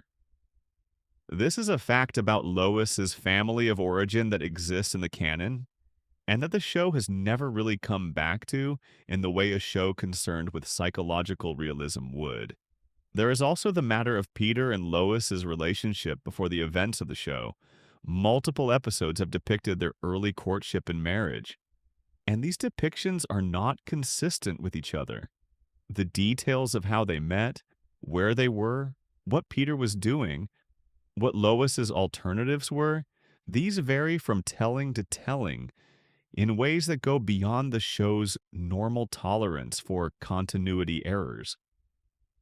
Under the multiverse theory, these inconsistencies are records of different branches, different histories. Under the single universe reading, they are production errors. Under the Peter's mind theory, they are the product of a memory that has been working on its own materials for so long that the details have begun to blur. The specific facts replaced by emotional impressions. The what replaced by the feeling of what. The Griffin's history is full of things that were put in the ground and never dug back up. Threads extended for an episode and then let go. Revelations made and then quietly retracted by the show's general indifference to its own continuity. These are not all mysteries in the sense of puzzles to be solved. Some of them are simply the residue of a creative process that moved fast and cared more about the next episode than the accumulated weight of the previous ones. But taken together, all of it, the biological questions and the psychological history, and the origins and the things that happened before the cameras arrived, they create a portrait of a family with more complexity than the show usually acknowledges. People who came from somewhere, who carry that somewhere with them, who are shaped by histories that run deeper than any individual episode can account for. The Griffins have a past. They have a past that the present is built on. And the past, as it always does, leaves its residue in everything. Section 14. The Mayor West Anomaly and the Town's Strange Logic. There is a character on the show who has received less systematic theoretical attention than the major Griffin family members, but who is in some ways the strangest figure in the entire ensemble. The fictional version of Adam West, voiced by the real Adam West until his passing in 2017, who served as the mayor of the show's fictional Rhode Island town. He is a man of profound, consistent, performatively total detachment from reality. He believes things that are not true. He pursues goals that make no sense. He responds to events with a specificity of reaction that does not match the events in question. The show plays this for comedy, and it works as comedy, because West committed completely to whatever he was doing. And the gap between his confidence and the absurdity of his situation was consistently funny. But the theory, articulated in the fan community's deeper theoretical discussions, is that Mayor West is not actually out of touch with reality at all. He is the most rational person in the town. Under this reading, Adam West is a man who saw, at some early point in his tenure as mayor, the true nature of the world he had been placed in charge of. He saw the contaminated lake. He saw the giant chickens. He saw the talking dog. He saw the baby building weapons in his crib. He saw the impossible reset button logic of a community where catastrophe happens weekly and nobody ever permanently suffers its consequences. He understood that he was operating inside a reality that did not follow the rules that the word reality is supposed to guarantee. And he made a choice to stop pretending that normal rules applied because they clearly did not. His apparent disconnection from cause and effect is the rational response of an intelligent man to an environment that has abandoned the pretense of coherence. His non sequiturs are not the product of a disordered mind. They are the product of a mind that has correctly apprehended the underlying disorder of everything around it and has decided, reasonably, that there is no point in performing coherence for an incoherent universe. He might be the only character in the show who truly understands what he is inside. The neighborhood itself, Spooner Street and its environs, has its own strange logic. The same cast of neighbors appears across different episodes with different histories. Joe Swanson's house is sometimes to the right of the Griffins and sometimes to the left. Cleveland's house appears in different positions in different episodes. The distance to the drunken clam changes based on what the episode needs. The geography of the town is not consistent in the way that a real town's geography would be consistent, because the town is not real in the way that a real town is real. This is, under most readings, just an animation artifact. The backgrounds were drawn by different people at different times, and nobody was keeping rigorous track of the layout because rigorous layout tracking was not the priority. But under the theories we have been moving through tonight, it is one more piece of evidence that the Griffin family's world does not have the stable, continuous, internally consistent reality of a place where actual people actually live. It has the reality of an invented space that is being constructed and reconstructed by something. Whether that something is a fracturing mind, a baby's perception, a fictional television show being watched by characters in another fictional universe, or a purgatorial holding environment that resets between each session. The neighborhood is both exactly what it appears to be and nothing like what it appears to be. It is a quiet street in Rhode Island, and it is an architecture of grief and invention and unresolved questions. It is a real place within a fiction, and a constructed place within a constructed mind, and a television set within a television show. All of these things are true simultaneously. That is, in the end, perhaps the most fitting thing about a show that has been asking questions without answering them for over 25 years. Section 15. Closing mysteries and the beauty of what's never answered. The sky outside is beginning to change. Not dramatically. Just the earliest, barely perceptible shift from the deep, solid black of the middle of the night towards something slightly less absolute. The way the dark starts to have a different quality when the night is running out. The way the silence becomes a different kind of silence. The Griffin house is quiet on Spooner Street. Brian finished his drink and has gone wherever Brian goes when the house is finally still. Stewie has been asleep for a while, though who can say with any confidence what happens in his dreaming, given what we now know lives in that small and complicated mind? Meg's light is off. Chris's light is off. Peter is making the sounds that Peter makes when he sleeps, which are their own particular form of chaos, but soft chaos, the kind that a house absorbs without difficulty. Lois is still awake. She almost always is a little later than everyone else, a little more quietly alert. There are things she knows about this family that she does not say. There have always been things she knows. Before we go entirely quiet, there are a few more threads worth laying out. Not because they resolve into answers, but because their unansweredness is itself something worth sitting with. The mystery of why Stewie stopped being evil is, even accepting all the explanations offered, still a mystery at its core. Because what Stewie gave up when he stopped being evil was not just a comedic hook.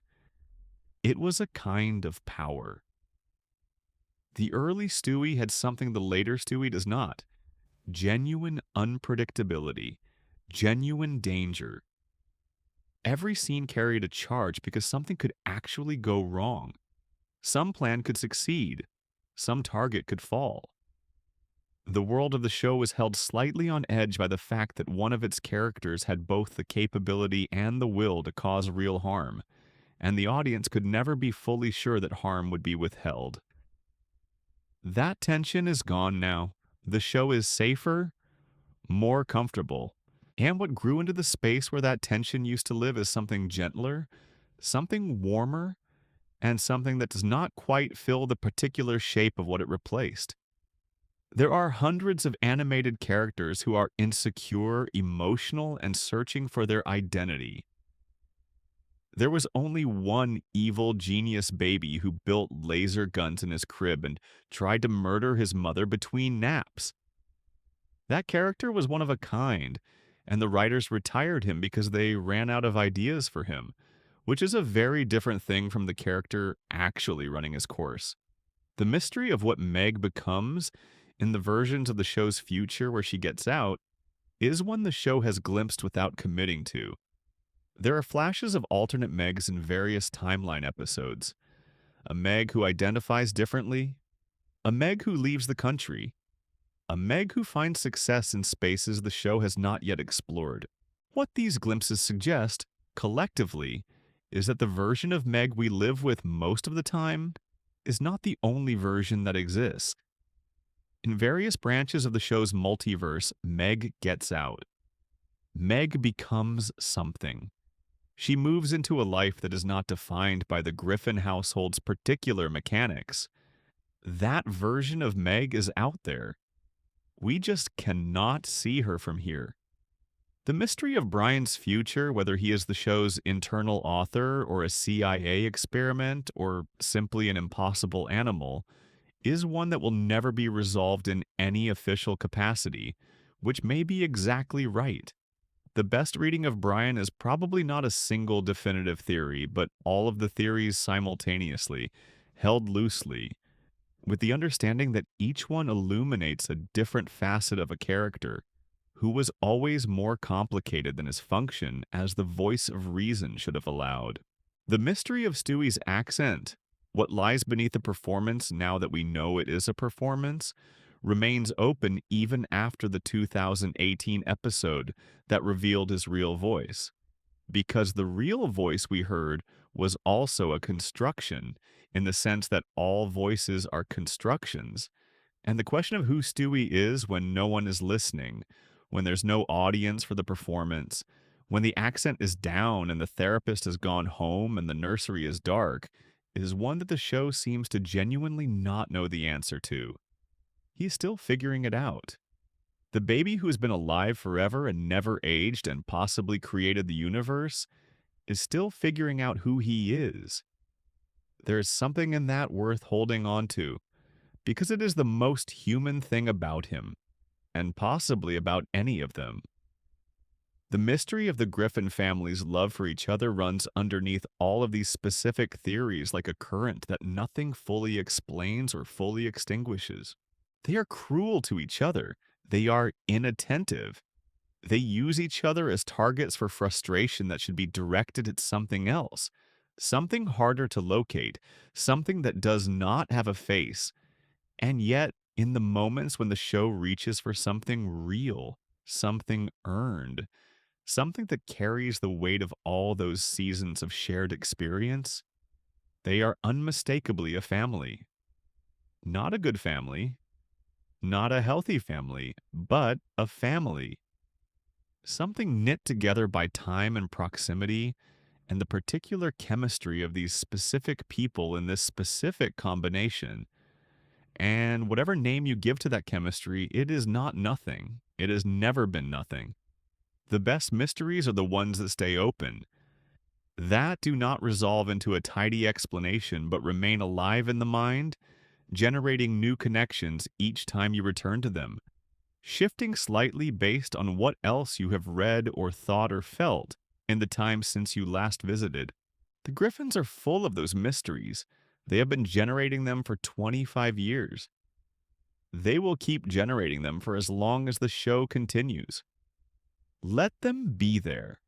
Let the stories continue to move through you long after this particular night has ended.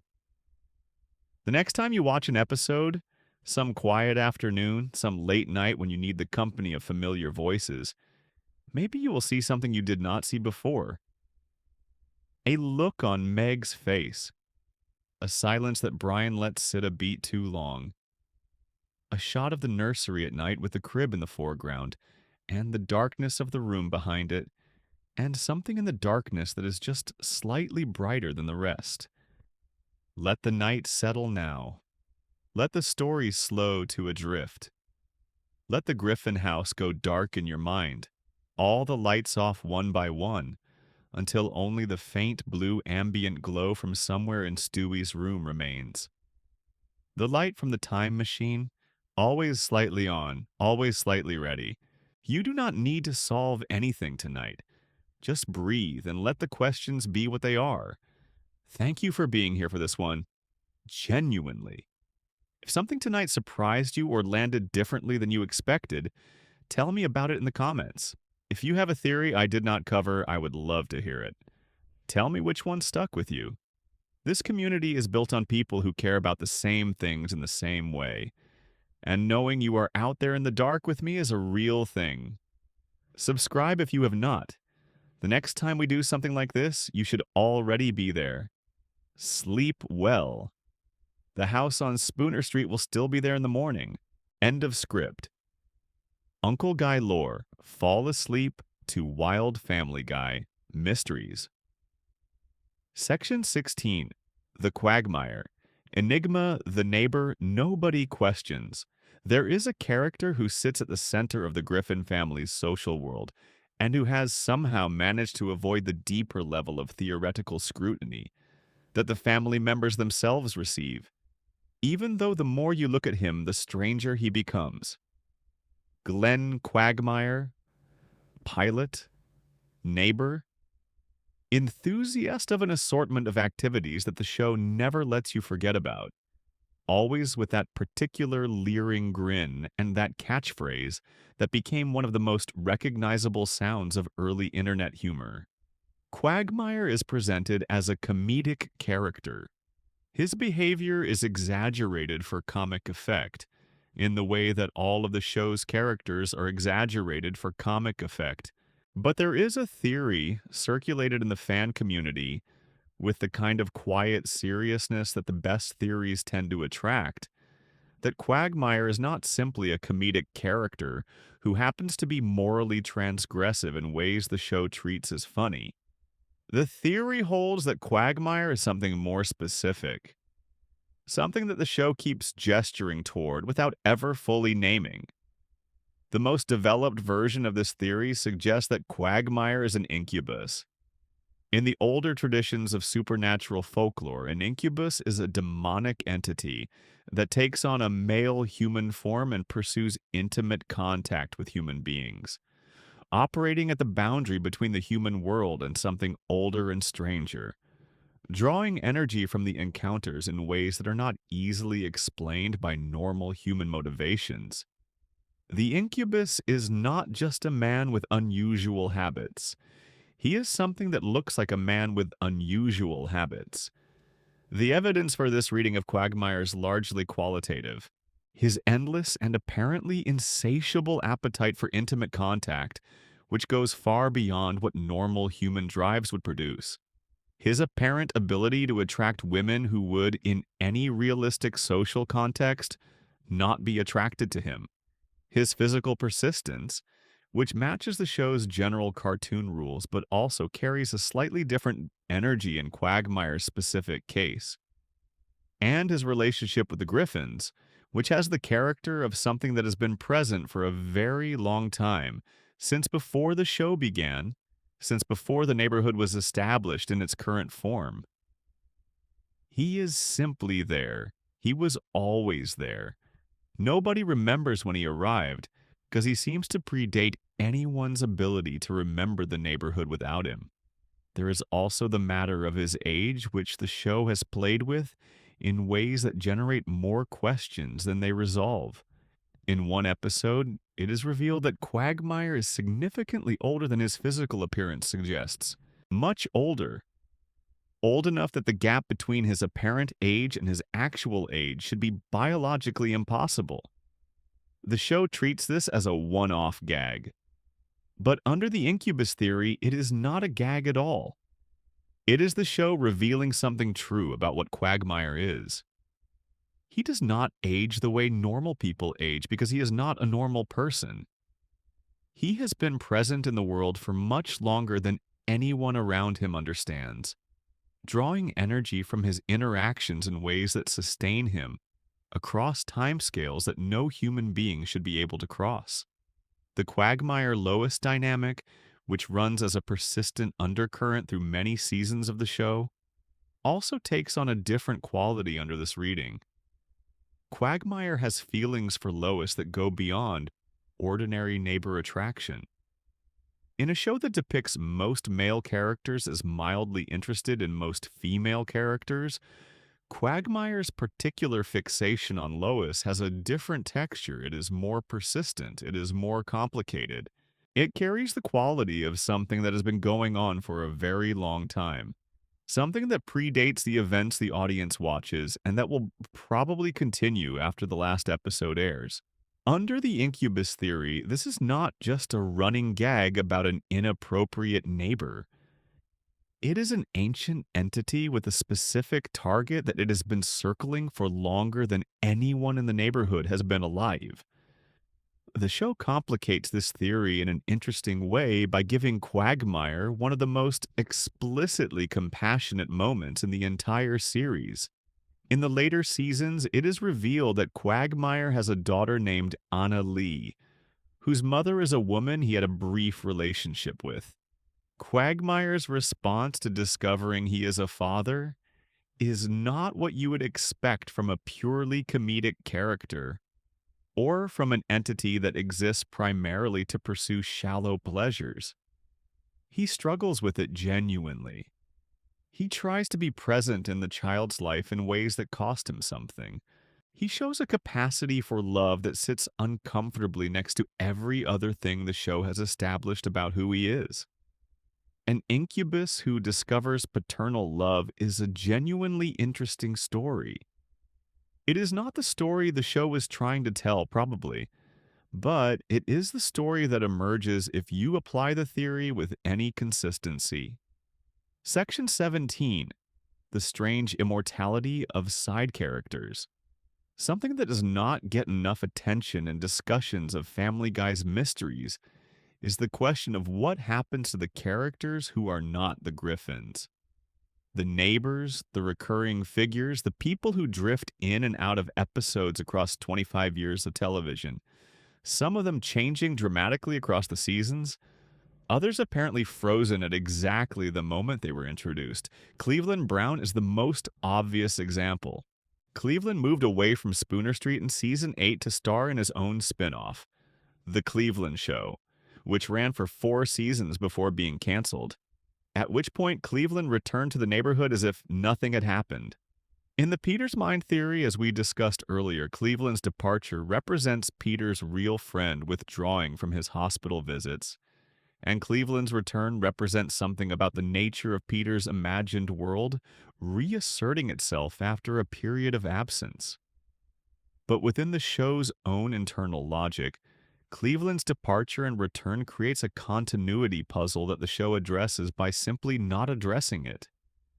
He left, he came back. Nobody seems particularly surprised by either event. Joe Swanson's character arc across the seasons is one of the more dispiriting in the show's history, and not just because of the obvious contrast between the respected, admired, heroic figure he was introduced as in the season. One episode a hero sits next door, and the character he had become by the middle seasons.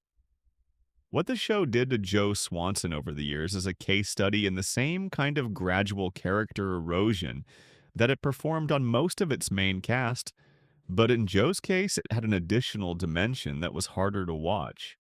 Joe's disability, which was introduced as a character trait that the show treated with something approaching genuine respect, became progressively more of a punchline as the seasons went on. His wheelchair stopped being the symbol of his particular kind of strength and resilience, and started being the thing everyone made jokes about. The friends who had once looked up to him started treating him with increasing condescension. His wife Bonnie fell out of love with him, in a storyline that ran for several seasons with a casual cruelty that sat uneasily beside the show's established affection for the character in his early appearances. The Joe Swanson of Season 1 and the Joe Swanson of Season 10 are, under the two-universe theory, literally different people. The confident, admired, physically capable despite his limitations, Joe of the early seasons exists in a version of the neighborhood that had not yet been subjected to whatever process turned everyone meaner. The diminished, mockable Joe of the later seasons is a resident of the darker version of Spooner Street that the post-revival family inhabited. There is also the matter of Bonnie Swanson's pregnancy, which ran for a comedically absurd number of seasons before she finally gave birth to Susie. In the show's earliest episodes, Bonnie was already visibly pregnant. She remained visibly pregnant for season after season, year after year, in a running gag about the show's willingness to ignore the passage of time. When she finally gave birth, the event was treated as a narrative moment, a development, something that actually happened in a way that had consequences. But Susie's subsequent existence in the show opened up the previously discussed theory about her inner voice, voiced by Patrick Stewart, which connects to the American Dad universe through the character of Avery Bullock, who is also voiced by Patrick Stewart, and who is the CIA director that appears in American Dad. One theory holds that the CIA, through the same program that produced Klaus the Goldfish and possibly Brian Griffin, has placed a consciousness inside the Swanson infant, using her as some kind of surveillance asset in a neighborhood that, by now, we have established may be far stranger than it appears. Under this reading, little Susie Swanson is not simply a baby with an unusual inner monologue. She is a CIA operative inhabiting the body of a newborn, reporting back to headquarters on the activities of a family whose members include a time-traveling infant, an apparently indestructible giant chicken, a dog of impossible intelligence, and a grown man who may be conducting all of this from inside a fractured imagination in a mental health facility in Rhode Island. It is a theory that generates more questions than it resolves, which is, by now, feeling like exactly the right outcome. Section 18. The chicken fights through history and what they mean. We talked about Ernie the giant chicken in an earlier section, but there is a dimension of the chicken fights that we did not fully explore, and it is the dimension that has to do with what these fights reveal about the relationship between the Griffin family story and the broader history of the world the show takes place in. The chicken fights are not confined to the present day. In the episode Internal Affairs from Season 10, Peter and Ernie's fight takes them through Stewie's time pad and sends them careen through the historical past, eventually colliding in 1885 with the DeLorean from Back to the Future.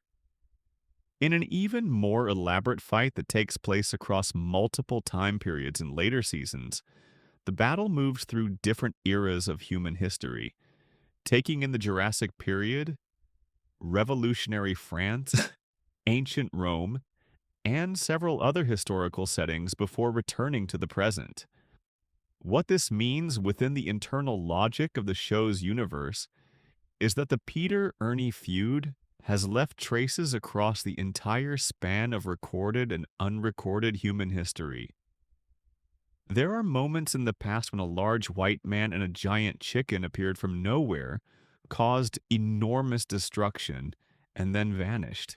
Witnesses to these events presumably reported them to whoever the local authorities were, and those reports presumably went into whatever documentation systems existed at the time, and some of those documents presumably survived in archives and libraries and historical records that researchers have been puzzling over ever since. There is a version of history in the show's universe that includes anomalous references to a large human and an enormous bird engaging in inexplicable combat at various points throughout the centuries. Medieval chronicles that describe a giant rooster and a fat man fighting in a marketplace in 14th century England. Roman accounts of a strange creature that appeared in the arena and battled a man of unusual size for several hours before both disappeared. Cave paintings in France depicting, alongside the auroch and the mammoth and the running deer, two figures locked in combat, one clearly a bird, one clearly a man with the proportions of someone who has been eating very well. The feud does not just belong to the show's present, it belongs to the show's entire history. It is woven into the fabric of a universe that has been running for far longer than the 25 years the audience has been watching it. And if the feud has been going on that long, if Peter and Ernie have been fighting across centuries of human history in a battle that neither of them can fully explain or fully end, then the question of what the feud is really about, what the coupon really represented, what the expired date really meant, becomes even more pressing and even more unanswerable. Maybe the coupon was never the point. Maybe there is no point. Maybe some conflicts exist because the universe requires conflict, the way it requires matter and energy and time. And the people who are caught in those conflicts are not the cause of them so much as the vehicle through which they express themselves. Peter and Ernie are the universe's way of having a particular kind of fight. They did not choose it. It chose them. Section 19. What the show owes its audience and what it never paid. There is a version of this conversation that focuses entirely on craft and storytelling, on the legitimate creative critique of a show that started with genuine ambition and gradually traded that ambition for something more reliable and less interesting. That conversation is worth having. It has been had extensively by fans and critics over the years. The show declined. Many things caused the decline. We have covered some of them in passing. But there is a different version of this conversation that is less about craft and more about responsibility. The responsibility a show takes on when it introduces a character like Meg Griffin. When a show creates a character who is visibly, consistently, systematically abused by the people around her for comedic effect, it has made a choice. That choice has consequences that go beyond the internal logic of the fiction. Real people watch the show. Real people who have been in situations that resemble Meg's, not the cartoonish extreme version, but the underlying shape of it. The person in a group whose suffering is treated as entertainment by the rest of the group, who is told in various ways that their pain is a resource to be used rather than a reality to be addressed. These people see themselves in Meg, not because they want to, because the show puts them there. The choice the show made with Meg, particularly in the Seahorse Seashell Party episode, to canonize her suffering as functionally necessary for the family's survival, to frame her going back to the role of designated target as a form of wisdom or self-knowledge, sent a message to every person watching who had been in that position in their own life.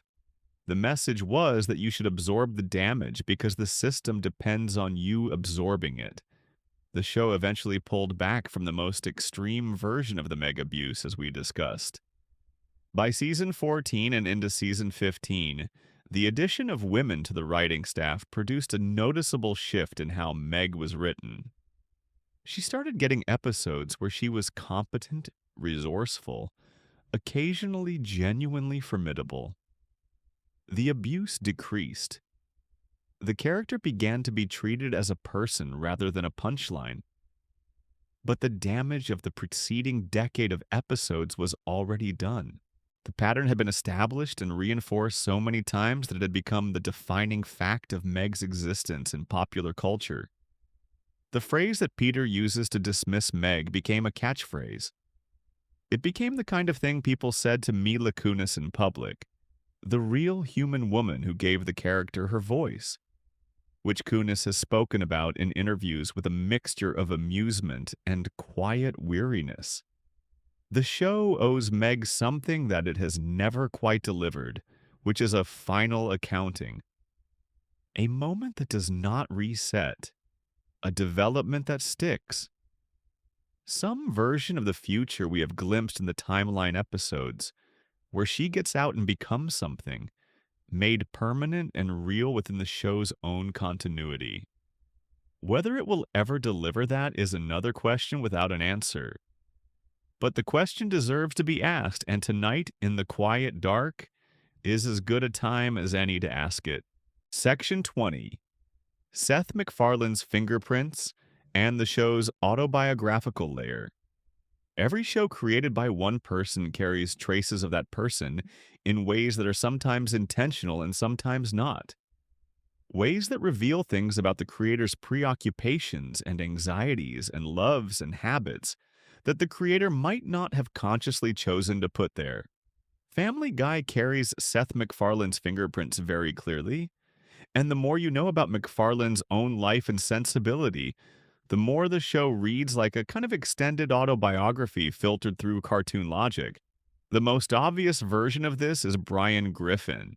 As we discussed at length in the third section, Brian speaks in MacFarlane's natural voice, shares MacFarlane's political views, mirrors MacFarlane's cultural tastes, and embodies McFarlane's particular combination of genuine intellectual sophistication and the frustrated awareness that genuine intellectual sophistication does not protect you from your own worst habits. Brian is the version of McFarlane who drinks a little too much and has been working on a novel for years and cannot quite close the gap between who he thinks he is and who he actually is. He is not a flattering self portrait, and it is to McFarlane's credit that he does not make it one. The Stewie as creator's surrogate reading is perhaps more subtle. Stewie speaks with a constructed voice. He performs a version of himself that he invented specifically because the authentic version did not feel like enough. He is the most capable person in any room he enters and still feels fundamentally inadequate, which is a specific and recognizable feeling that has nothing to do with actual capability and everything to do with the gap between internal experience and external achievement. He built the universe accidentally without meaning to, while fighting with his best friend over something trivial. That is a fairly honest description of how most creative careers actually go. The universe gets built in the margins. The grand project is always the one you did not plan. McFarlane himself nearly did not survive to create Family Guy. He had booked a seat on American Airlines Flight 11, one of the flights that struck the World Trade Center on September 11th, 2001. He overslept and missed the flight. He has spoken publicly about this with the thoughtful, slightly haunted quality that you would expect from someone processing an event that is essentially unanswerable. The fan theory about the Stewie Griffin, the untold story movie being McFarlane's way of processing the near miss. The movie featuring Stewie's near-death experience and then traveling back in time to prevent it. With the line, "Yes, I did it, I stopped the tower from falling," has been circulated in the fan community for years. Whether McFarlane consciously embedded this meaning is unknowable, but the resonance is real. The show is full of things like this. Moments where the comedy pulls back slightly and something more personal shows through. The season 8 episode Brian and Stewie, the one in which the two characters spend an entire episode locked in a bank vault and have no cutaways, no external plot, just two characters talking honestly for the first time, feels like a different kind of episode from everything around it. It feels like McFarlane using the characters he knows best to say something he needed to say about friendship, about the fear of wasting a life, about the particular pain of being smart enough to see what you are doing wrong and not smart enough to stop doing it. The gun that Brian keeps in the safety deposit box, because there are days when the weight of everything is too much, is not a gag. It is a confession. And it is voiced by Seth MacFarlane, in Seth MacFarlane's own voice, which makes it impossible to fully separate from whatever MacFarlane himself knows about the weight of a life and the moments when it becomes too much. Family Guy is funnier than most autobiographical art. That is its cover. But underneath the comedy, for people who are paying attention, there is something that feels personal in the specific and unmistakable way that only things drawn from life can feel personal. Section 21. The show's relationship with its own death. Every long-running show eventually reaches a point where it becomes aware of its own age, where the self-referential jokes are no longer just playful fourth wall breaking, but something closer to an acknowledgement that the show has been around long enough to have a history, and that history is not all glorious. Family Guy reached this point somewhere around its 10th or 11th season, and by the time it had reached its 15th or 16th, the meta-humor about the show's declining quality had become one of its most consistent recurring jokes. Characters would reference the show's ratings. They would make comments about Fox, about the animation budget, about the fact that certain storylines had already been done better in an earlier season. The show was making jokes about its own mediocrity with the specific bitterness of something that knows what it used to be and what it has become, and has made a kind of peace with the gap. if peace is the right word for the particular tone of exhausted self-awareness that characterized these jokes. There is something almost dignified about this if you approach it charitably. The show was not pretending to be something it was not. It was not insisting on its own continued relevance with the desperate energy of something that has not yet accepted its situation. It was acknowledging in the only way it knew how to acknowledge anything, which was through comedy, that it had outlived its best years and was continuing anyway because it still had an audience and a production infrastructure and a cast that had been doing this for 2.5 decades and apparently intended to keep doing it. But there is also something deeply strange about a show that spends significant portions of its runtime making jokes about how it probably should have ended by now.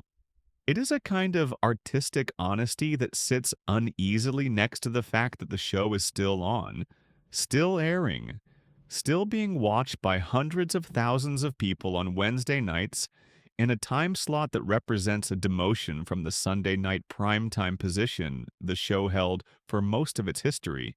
The show is dying, slowly, of the same thing that long-running shows usually die of, which is not cancellation but irrelevance. The audience that made it matter in the early years has grown up, moved on, found other things to watch. The audience that replaced them knows the show primarily as a source of clips and memes rather than as something they follow week to week. The cultural conversation around Family Guy is no longer about what it is doing, but about what it used to do and what it means that it is still here. And yet it keeps making episodes. It keeps telling stories. The Griffins keep sitting around the dinner table having arguments that go nowhere, and the cutaways keep interrupting the arguments, and somewhere in the middle of all of it, occasionally, something happens that reminds you of why you cared in the first place. A moment of genuine feeling. A joke that is sharp in the way the early jokes were sharp. A character beat that earns the emotion it is reaching for. Those moments still happen. They are rarer now than they were. But they have not stopped entirely. And as long as they have not stopped entirely, the question of whether the show is worth watching remains technically open. Section 22. What survives? When everything else fades. The night has gone about as far as nights go. The sky is making that transition that only happens in the very early morning, when the quality of the darkness changes from the full, deep black of genuine night to something slightly more uncertain, slightly more provisional, as if the dark is no longer entirely sure of its own commitment. There is something that survives the theories, all of them, the insanity theory and the purgatory theory and the CIA experiment theory and the multiverse theory and the contaminated water theory and the incubus theory and the author theory and all the rest. Something that none of them fully accounts for and none of them can take away. The show made people laugh. For a long time, across a lot of seasons and a lot of different circumstances, it made people genuinely laugh. Not the polite laughter of someone who thinks they should find something funny. Not the nostalgic laughter of someone remembering when something used to be funny. The real thing. The involuntary thing. The laughter that comes from somewhere below the level of decision-making, that surprises you with how sudden it is, that leaves you slightly breathless and entirely glad. The chicken fights made people laugh. The road trip episodes made people laugh. The season 8 episode where Brian and Stewie are locked in the vault made people feel things that were more than just laughter. Things that were harder to name, but equally real. The early Stewie episodes, before the character became something different, made people laugh with the specific delight of encountering something genuinely original. Something they had never seen before and could not quite believe existed. Those moments are still there. The show is not good in the way it used to be good. Not as consistently or as ambitiously. But the moments are still there. In the archive. In the 25 plus years of television that the Griffin family has produced, and they belong to the people who watch them. They are real in the way that things you have genuinely laughed at are real. They exist in you. They left traces.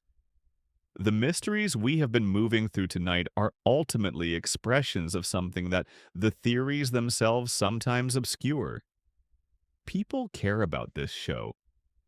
They care enough to spend enormous amounts of time and thought and creative energy trying to make sense of it in ways that go far beyond what the show itself would probably encourage or even recognize. They care enough to be angry when it disappoints them. They care enough to mourn the version of it that no longer exists in quite the same way. That caring is the real story, not the Peter is going insane theory, however compelling it is. Not the two-universe theory, however much evidence supports it. Not the contaminated water theory or the purgatory theory or the CIA experiment theory.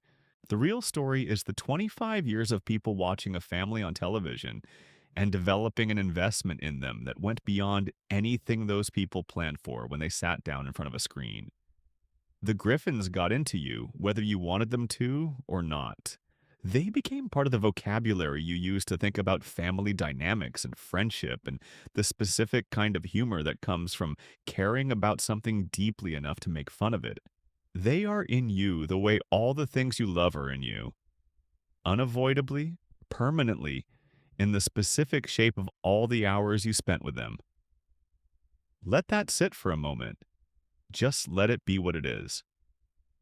Final section. The morning after the night. When you wake up tomorrow, if you remember any of this, it will probably not be in the form of a theory. It will be in the form of an image or a feeling or a question that has no clean answer, but that sits with you as you go about the day.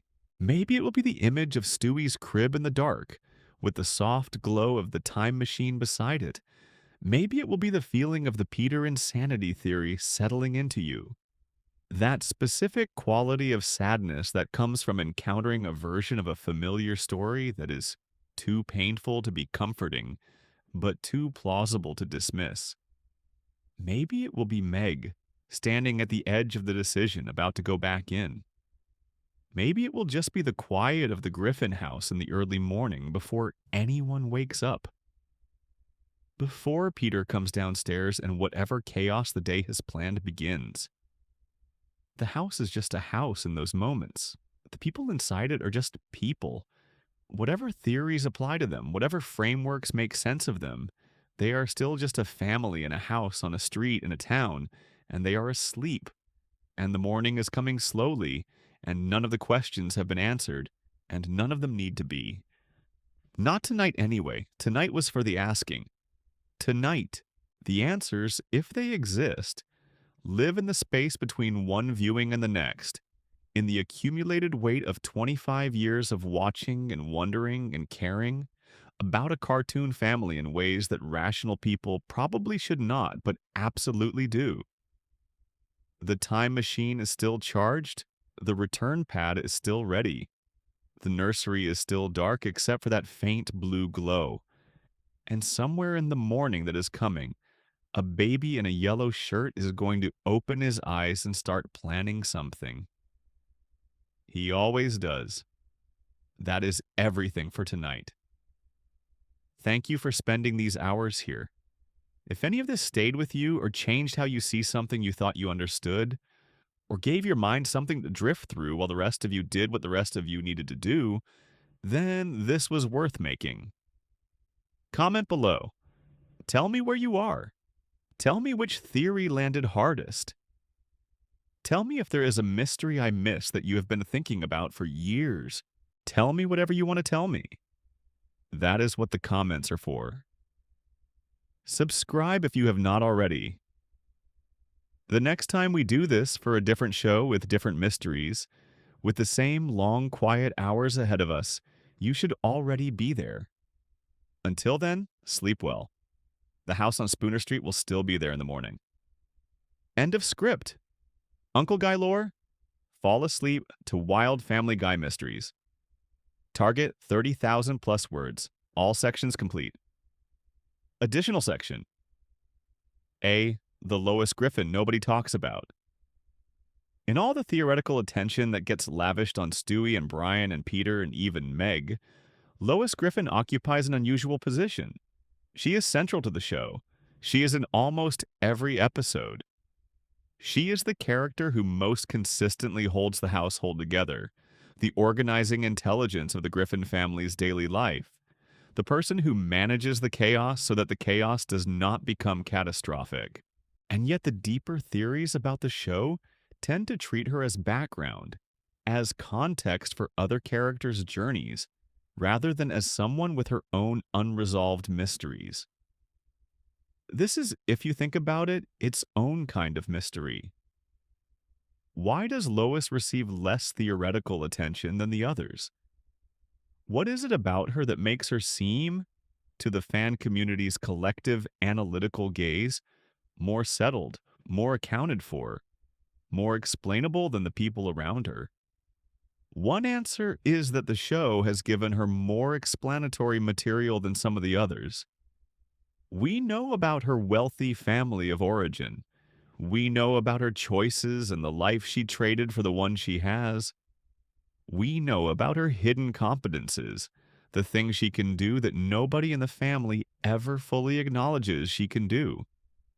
We know about her capacity for coldness, which has grown more pronounced as the seasons have gone on. We know about the specific way she loves Peter, which is genuinely complicated and not entirely comfortable to look at directly. But there is a Lois mystery that the show keeps circling without landing on. And it has to do with who she would be if she were not in this family. Not who she was before the family, which the show has addressed in various ways across various episodes. Who she would be if she were not contained by it. If the particular shape of her intelligence and capability were not being channeled into managing a household that does not deserve the level of management she provides. There are episodes that gesture toward this. The episode Sibling Rivalry, in which Lois and Peter switch body types, and Lois discovers what it means to move through the world in a way that does not match the expectations placed on her in her normal form. The episodes in which Lois's hidden competences surface suddenly, revealing a person with capabilities she almost never gets to use. The episodes in which she drops her patience and becomes something sharper and colder and more honestly herself. Under the Purgatory theory, Lois's particular form of suspended existence is the one that might be the hardest to watch clearly. She is not suffering in the way that Meg suffers, visibly and constantly. She is suffering in the way that talented people suffer when they are very good at a life that does not use their gifts. The suffering is invisible because she makes it invisible. The management is seamless because she is good at making it seamless. And the cost of that seamlessness never appears in any episode's accounting. The contaminated water theory, applied to Lois specifically, offers a version of her decline that is worth considering.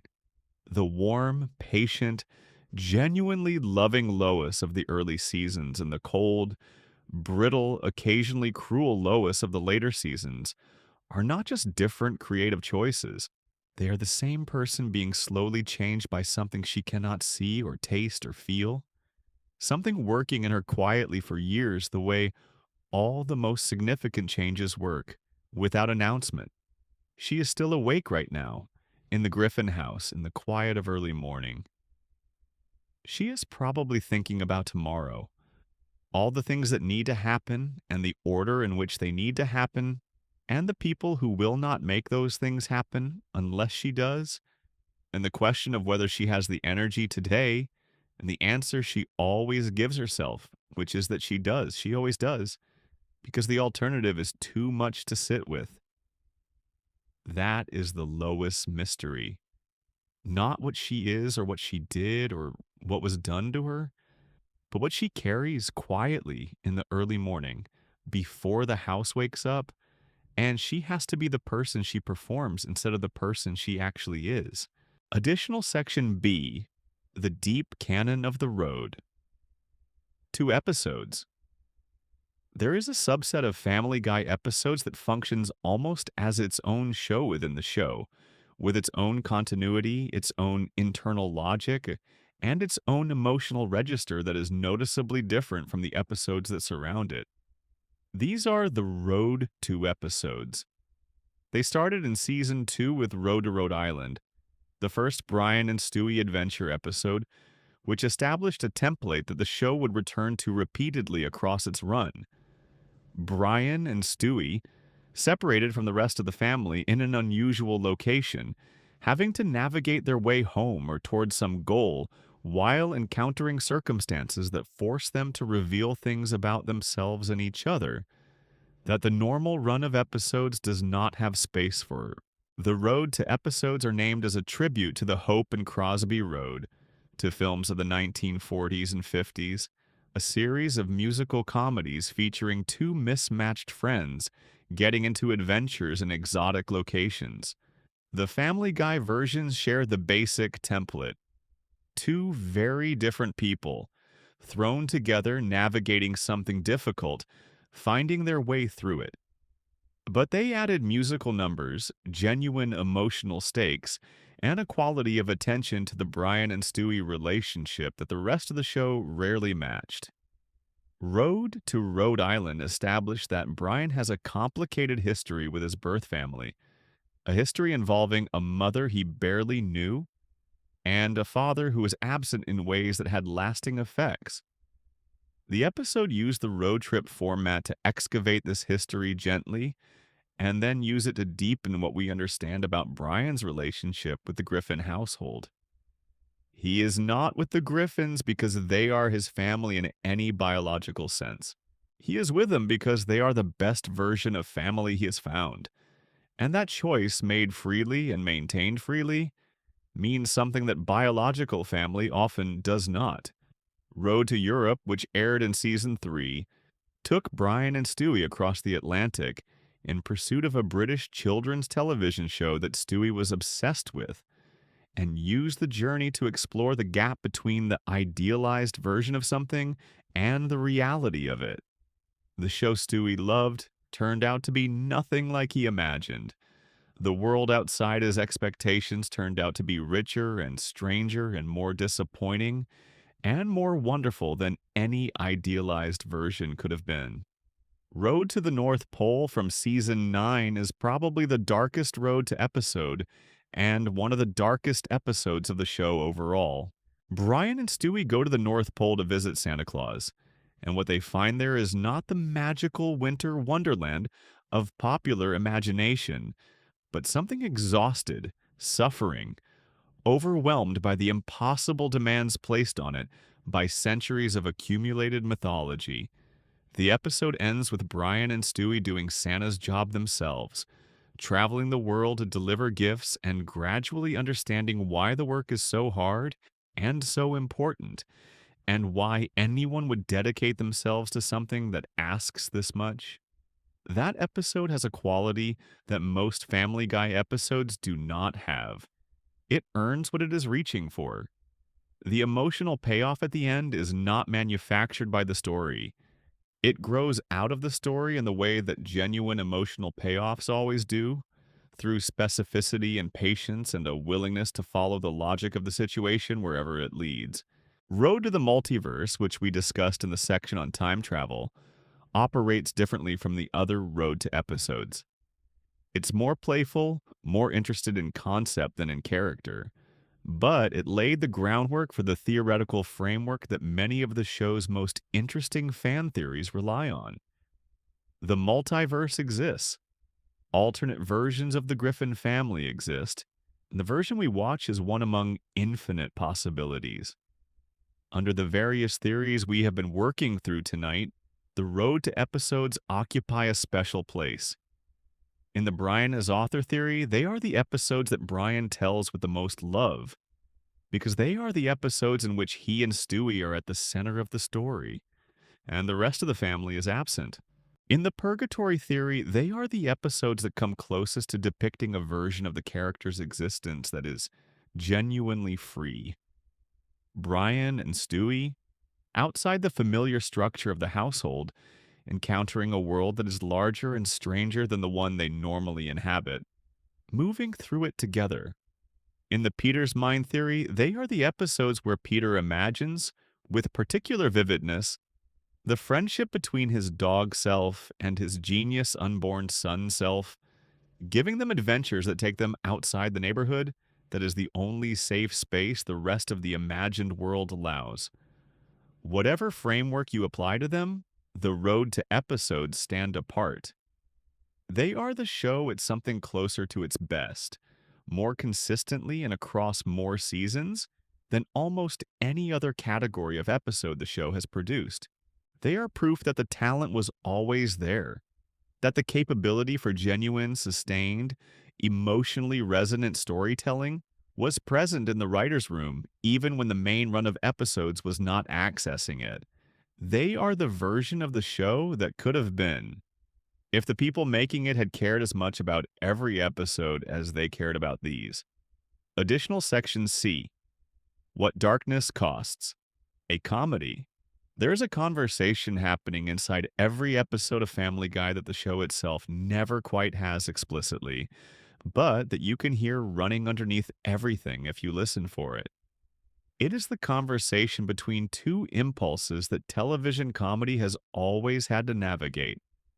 The impulse to push further and further toward darkness, because darkness gets a reaction, because shock keeps people watching, because the audience has been through everything else and needs something new to feel anything at all, and the impulse to pull back, because there are limits, because not everything that gets a reaction is worth doing, because a show that has no floor is a show that is in free fall.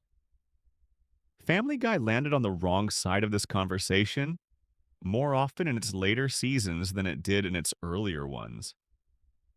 That is not a controversial observation at this point. The show itself acknowledged it in meta jokes about its own excess. Critics documented it in reviews.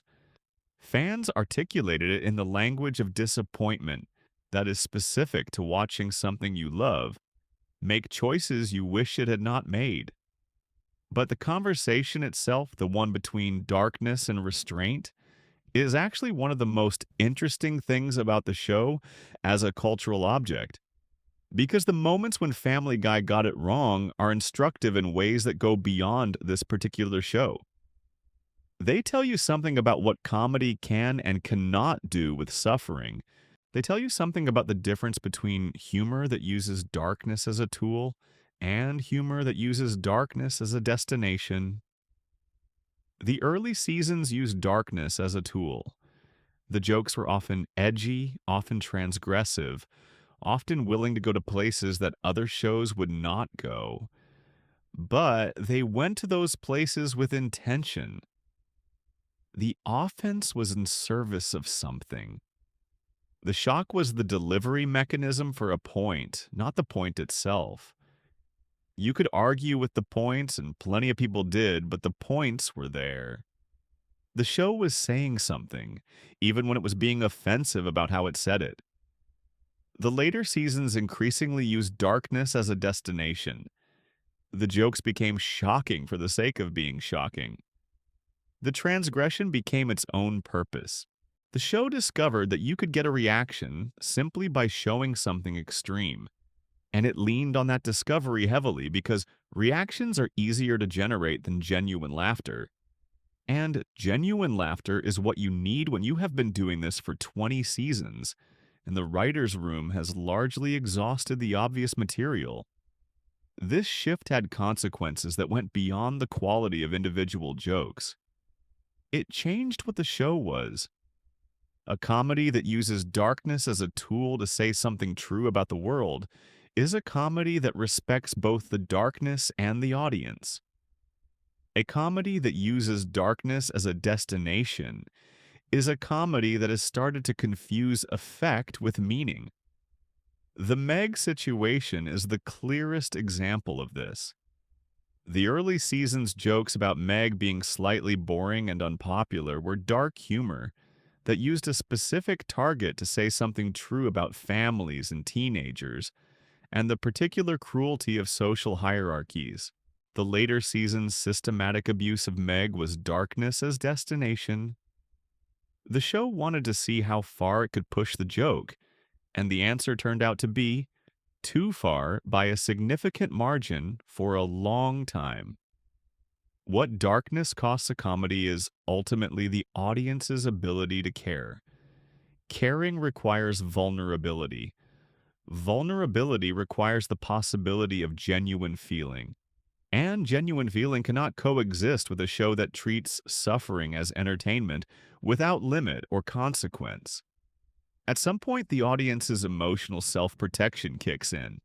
They stop caring about the characters. They watch from a distance, processing the content as spectacle rather than story. And a show that is experienced as spectacle rather than story is a show that has lost something essential about why television existed in the first place. Family Guy lost this with some portions of its audience during its difficult middle years. It has been trying in various ways and with various degrees of success to get it back ever since. Additional Section D. The final question: does any of this matter? Here is the question that all of tonight's theorizing eventually arrives at. The one that sits underneath every specific question about Stewie's accent, or Brian's origins, or the nature of the multiverse, or the meaning of the chicken fights. Does it matter? Not in the abstract philosophical sense where you ask whether anything matters, which is a question for a different night. But in the specific sense, does it matter that these theories exist? Does it matter that people have spent enormous amounts of time and creative energy constructing detailed explanations for things that a television show introduced and then ignored? Does it matter that a show about a cartoon family has generated this level of sustained, serious, emotionally invested engagement from its audience? The answer, as far as I can tell, is yes. But the reason it matters is not what you might expect. It does not matter because the theories are correct. Most of them are not correct in any verifiable sense. The show is not set inside Peter's head. The Griffins are not in Purgatory. Brian is almost certainly not a CIA experiment, and Stewie is almost certainly not the reincarnation of Oliver Cromwell. And Family Guy is almost certainly not a show within a show in the American Dad universe. It matters because of what the theorizing reveals about the people doing it. People do not construct elaborate theories about things they do not care about. They do not spend hours building arguments for interpretations of fictional events unless those fictional events have touched something real in them. The theories are evidence of care. They are the form that love takes when the object of that love is a television show that has been on the air for 25 years and has become part of the furniture of a generation's imagination. The Peter is going. Insane Theory is sad in a specific way that resonates with people. It resonates because it takes the show's surface comedy and finds underneath it a shape that is recognizable from real life. The shape of someone trying to keep something alive that cannot survive, trying to maintain a world that has already been taken from them, trying to hold on to love by constructing a place where the love can still exist, even after the people who made it possible are gone. That resonates because people know what that is. They know it from their own lives, from the losses they have absorbed, and the ways they have tried to metabolize those losses. The theory works not because it is necessarily true about the show, but because it is definitely true about something, and the show provides a frame for it. The same is true of the Meg theories. The lightning rod theory, the theory that some people exist in families and groups as designated targets for the frustration that cannot go anywhere else, resonates because it is true. Not about Meg, who is fictional, but about the experience of being the person in a group who absorbs the damage. That experience is real. The theory names it. And the fact that the theory names it through the frame of a cartoon character does not make the naming any less real. The best theories are not really about the show, they are about the human experiences that the show, with all its limitations and inconsistencies, managed to gesture toward. They are the audience's way of taking those gestures seriously, of saying, you pointed at something true, even if you did not fully know you were doing it, and here's what I think you were pointing at. That is what matters. Not whether the theories are verifiably correct, but whether they are true in the way that things that come from genuine emotional engagement are true. The truth that comes from paying attention, the truth that comes from caring. And on that measure, the Family Guy fan theory community has been doing something genuinely valuable for 2.5 decades. They have been caring about a show that did not always deserve it, in ways that went far deeper than the show was designed to accommodate, and producing something from that caring that is worth more than the show itself would have predicted. The theories will outlast the show. Long after Family Guy stops producing new episodes, the theories will still be circulating in the places where people who love things gather to talk about the things they love. They will be discussed and debated and refined and contradicted and built upon. They will find new readers who encounter them with the same slow, slightly startled recognition that the people who first encountered them felt. And in that way, the show will keep living.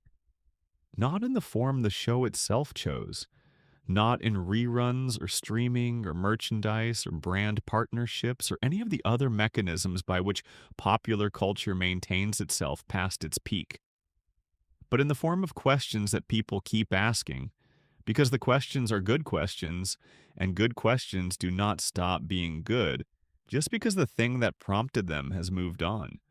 The house on Spooner Street will be dark for a very long time before those questions stop being asked. Complete script. Uncle Guy lore. Fall asleep to wild Family Guy mysteries. Additional section EE. Chris Griffin's hidden depth. Of all the Griffin children, Chris is perhaps the one the show has done the least with in terms of genuine exploration. He is the middle child, in the oldest sense of that cliche. Not the designated failure, not the diabolical prodigy, just the large, mildly confused teenage boy who exists between the two more theoretically interesting siblings without quite resolving into a full character on his own terms. But Chris has one thing that neither Meg nor Stewie has in quite the same way, and that is a recurring relationship with a figure who is explicitly supernatural in origin. The entity that lives in Chris's closet, which the show first introduced and then abandoned without resolution, was depicted as a demonic presence inhabiting the space behind his clothes. The show treated this as a gag about an awkward teenager's messy room. But the specifics of the presence, its characteristics, its occasional communications with Chris, its apparent awareness of the world outside the closet, are strange enough to warrant more attention than the show gave them. In the show's wider mythological context, where we now have confirmed time travel, confirmed multiverse, confirmed CIA consciousness transplantation, confirmed demonic chickens, and a baby who accidentally created the universe, a demon in a closet is not particularly exotic. But what makes the closet entity specifically interesting is its relationship with Chris rather than with any other member of the family. It chose Chris. Or it ended up with Chris. Or Chris ended up with it.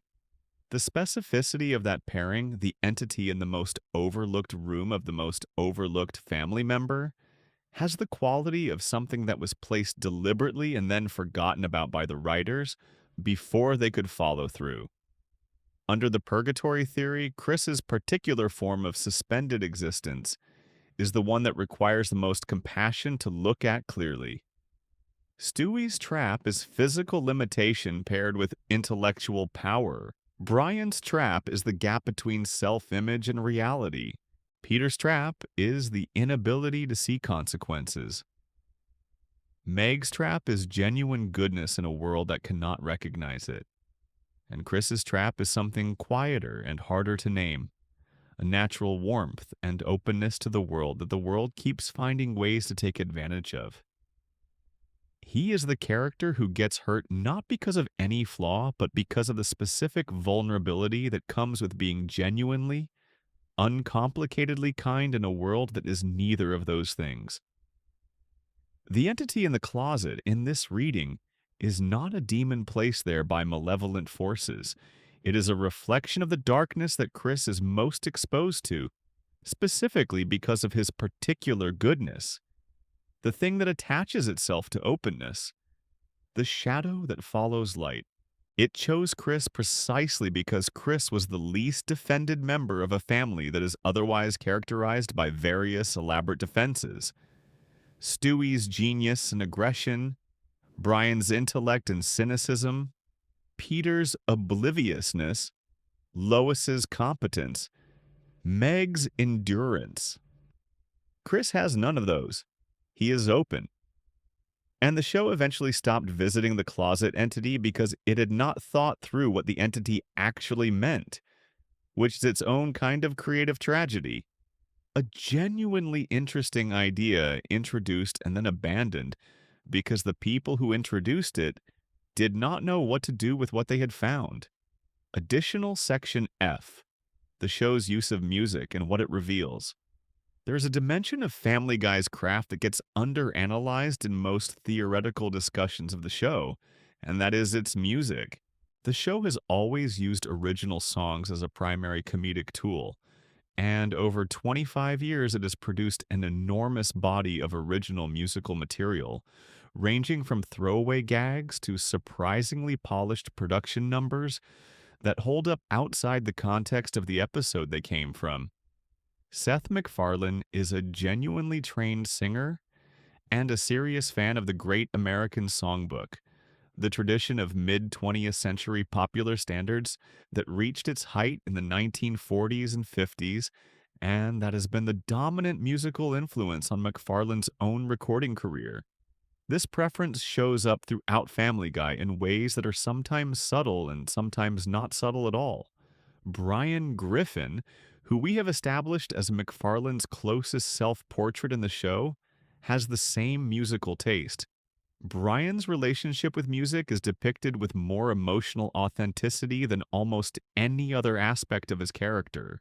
When Brian sings, or when the show gives him a musical moment, there's something in it that carries genuine feeling in a way that the comedic context might not fully justify. He is performing, but he is also meaning it. The musical numbers in the show serve a function beyond comedy that becomes visible when you look at them across the full run of the series.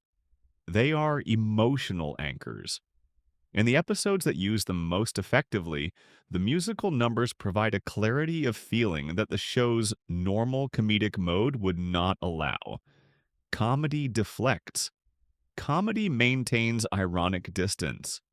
Comedy keeps the audience from being too directly exposed to what the show is trying to communicate. Music cuts through all of that.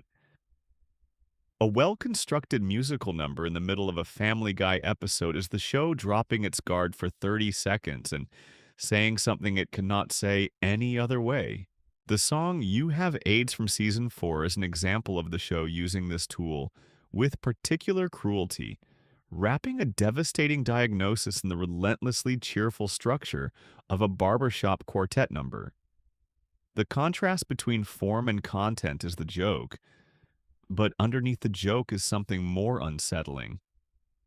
The idea that we deliver the worst news in the most performatively upbeat containers because we cannot face the news directly. That is a real observation about how people behave, delivered through a joke that is funny and terrible in equal measure. In contrast, the road to episodes' musical numbers tend toward genuine emotional warmth. The songs in Road to the North Pole, Road to Germany, Road to Europe, these are not using the contrast between form and content for shock. They are using the musical format to allow the characters to be honest with each other in ways the regular dialogue would not permit. Stewie and Brian sing to each other things they cannot say otherwise. The music is permission. The structure of a song gives them the cover to mean what they would normally deflect from meaning. Under the theory that Brian is the show's author, the musical moments take on additional significance. An author who chooses to tell part of his story through song is an author who has decided that some truths require a different container than ordinary prose. The song is not a departure from the narrative. It is the narrative finding a form that can hold more than regular language can hold. The form that can get underneath the character's defenses in the way that a conversation never quite manages to. The show has always been, among other things, a showcase for a very specific and somewhat unfashionable kind of musical sensibility. McFarlane's love of the standards is not cool in the way that many of the show's cultural references are cool. It is old-fashioned and earnest in a way that sits oddly beside the ironic, transgressive, aggressively contemporary humor that defines the show's mainstream identity. And that oddness is itself revealing. It tells you something about what the show actually contains. Underneath the surface, a genuine, unironic love of a particular kind of beauty, placed there by a creator who was willing to put something he actually loved into a context that would not always be kind to it. Additional Section G. The neighborhood at 3 in the morning. By now, the neighborhood is as quiet as it gets.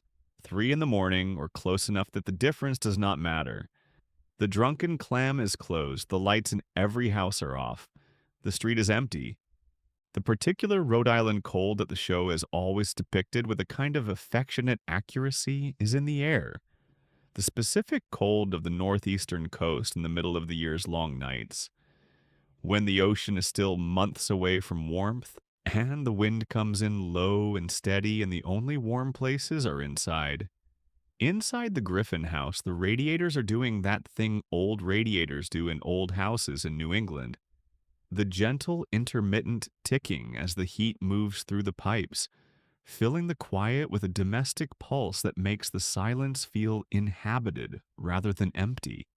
The house is alive in the way that houses are alive at 3 in the morning, with the minimum processes required to sustain the people inside it and no more. The dog is on the couch. He usually is. He has been on that couch in one configuration or another for 25 years of television time that corresponds to almost no time at all in the life of the family he lives with. He is asleep now, or doing the thing that is close enough to sleep that the difference is hard to see from the outside. His breathing is slow. One paw is hanging slightly off the edge of the cushion, twitching occasionally with whatever is moving through his dreaming. What does Brian dream about? We know what he worries about when he is awake. The unfinished novel, the gap between who he presents himself as and who he suspects he actually is, the relationships that kept not working, and the question of whether the pattern belongs to bad luck or to something in him that he has not yet managed to address. The lifespan. Always the lifespan. The knowledge that runs in the background of everything he does, quieter on some days and louder on others. That the biological clock he is operating on does not match the psychological one. But dreams are where the guard comes down. Dreams are where the things that have been managed and managed and managed during the waking hours finally get to move freely. And if Brian's dreaming is the place where his deepest truths surface, then what moves through that sleeping mind on the couch at 3 in the morning is probably not the intellectual performance and the literary pretension and the cynical commentary on the world around him. It is probably something simpler and more honest. Probably the family. Probably the specific people who have made up the texture of his days for 25 years. Probably Stewie, who is the only person in the household who can hear him fully and who he loves with the particular fierceness that comes from being fully seen by someone you did not expect to be fully seen by. Probably Peter, with his specific combination of infuriating and genuine. The man who picked Brian up off the street and gave him a home and a life without asking for anything in return and without understanding how much that cost him to give. Probably Lois, who manages the chaos with a competence that Brian recognizes and respects, even when the chaos is partly his fault. Probably Meg, about whom his feelings are more complicated and more honest in dreams than they ever get to be in daylight. Probably Chris, with his uncomplicated warmth and his openness to a world that keeps taking advantage of it. Probably all of them moving through his dreams in the particular way that the people you have lived with for a long time move through you. Not as distinct individuals performing specific actions, but as presences, qualities, weights of feeling that your dreaming mind has learned to recognize the way your waking mind recognizes a voice. He will wake up when the house wakes up. He will be on the couch and someone will come downstairs and the day will begin again in all its familiar, slightly chaotic, not quite functional glory. And he will be there for it. He always is. That is finally the most important thing about Brian Griffin. Not the theories, not the questions about what he actually is or what he represents or what his presence in the household means at the level of deeper narrative structure. The most important thing is simply that he stays, that he was offered a home and he took it, and he has been there ever since through everything, through the cancellation and the revival and the 20 plus seasons and the deaths and the resurrections and the timeline alterations and the multiverse and all the rest. He stays. That is not a small thing. For the kind of character Brian is, for someone with his combination of restlessness and intelligence and self-destructive habits and persistent awareness of how much better things could be if he were different, staying is the hardest and the most important thing he does. The couch holds him. The house holds him. The family, whatever it is, holds him. And the night moves toward morning, slowly, the way all the best nights do. The ones that have given you enough to carry forward into the day. Addition section H. Closing the night, a final drift. Here is one last thing before the quiet becomes complete. The theories we have moved through tonight, all of them, from the most structurally rigorous to the most poetically speculative, share something in common that is worth naming clearly before we let the night go. They are all love letters. The Peter is going insane theory is a love letter to a show that made someone feel something specific and complicated, that reached into a part of them that comedy is not supposed to reach into, and left something there that they have been thinking about ever since. You do not write a theory like that about something you are indifferent to. The Brian as author theory is a love letter to a character who meant something, not just as a vehicle for jokes or a narrative function, but as an actual character, one whose specific combination of qualities created something that felt like a real person, flawed and recognizable and worth caring about. The multiverse theory and the contaminated water theory and the purgatory theory are love letters to the world-building potential of a show that occasionally, in its better moments, took its own internal logic seriously enough to create something genuinely strange and interesting. They are arguments that the show was always capable of being more than it usually chose to be. The Stewie theories are love letters to one of the most original characters that American animation has produced. Whatever you think about the show as a whole, whatever complaints you have about the later seasons and the creative choices and the moments when it got things badly wrong, the character of Stewie Griffin in his early seasons was something genuinely new. A mind like that had not existed before in that particular form. The theories are a way of saying, this was worth paying attention to. This was worth trying to understand. All of the theories, even the ones that find dark or uncomfortable readings of the show's material, are ultimately acts of engagement, of saying, yes, this matters. This is worth the effort of trying to understand. This fictional family and its fictional problems and its fictional house in its fictional town have generated enough real feeling in me that I am willing to construct elaborate arguments about what they mean. That is the whole of it. That is the complete thing. The theories are what caring looks like when it is applied to something made up. And there is nothing wrong with that. There is, in fact, something deeply right about it. The capacity to care about fictional people is one of the things that makes fiction worth making and worth consuming. It is the engine of empathy.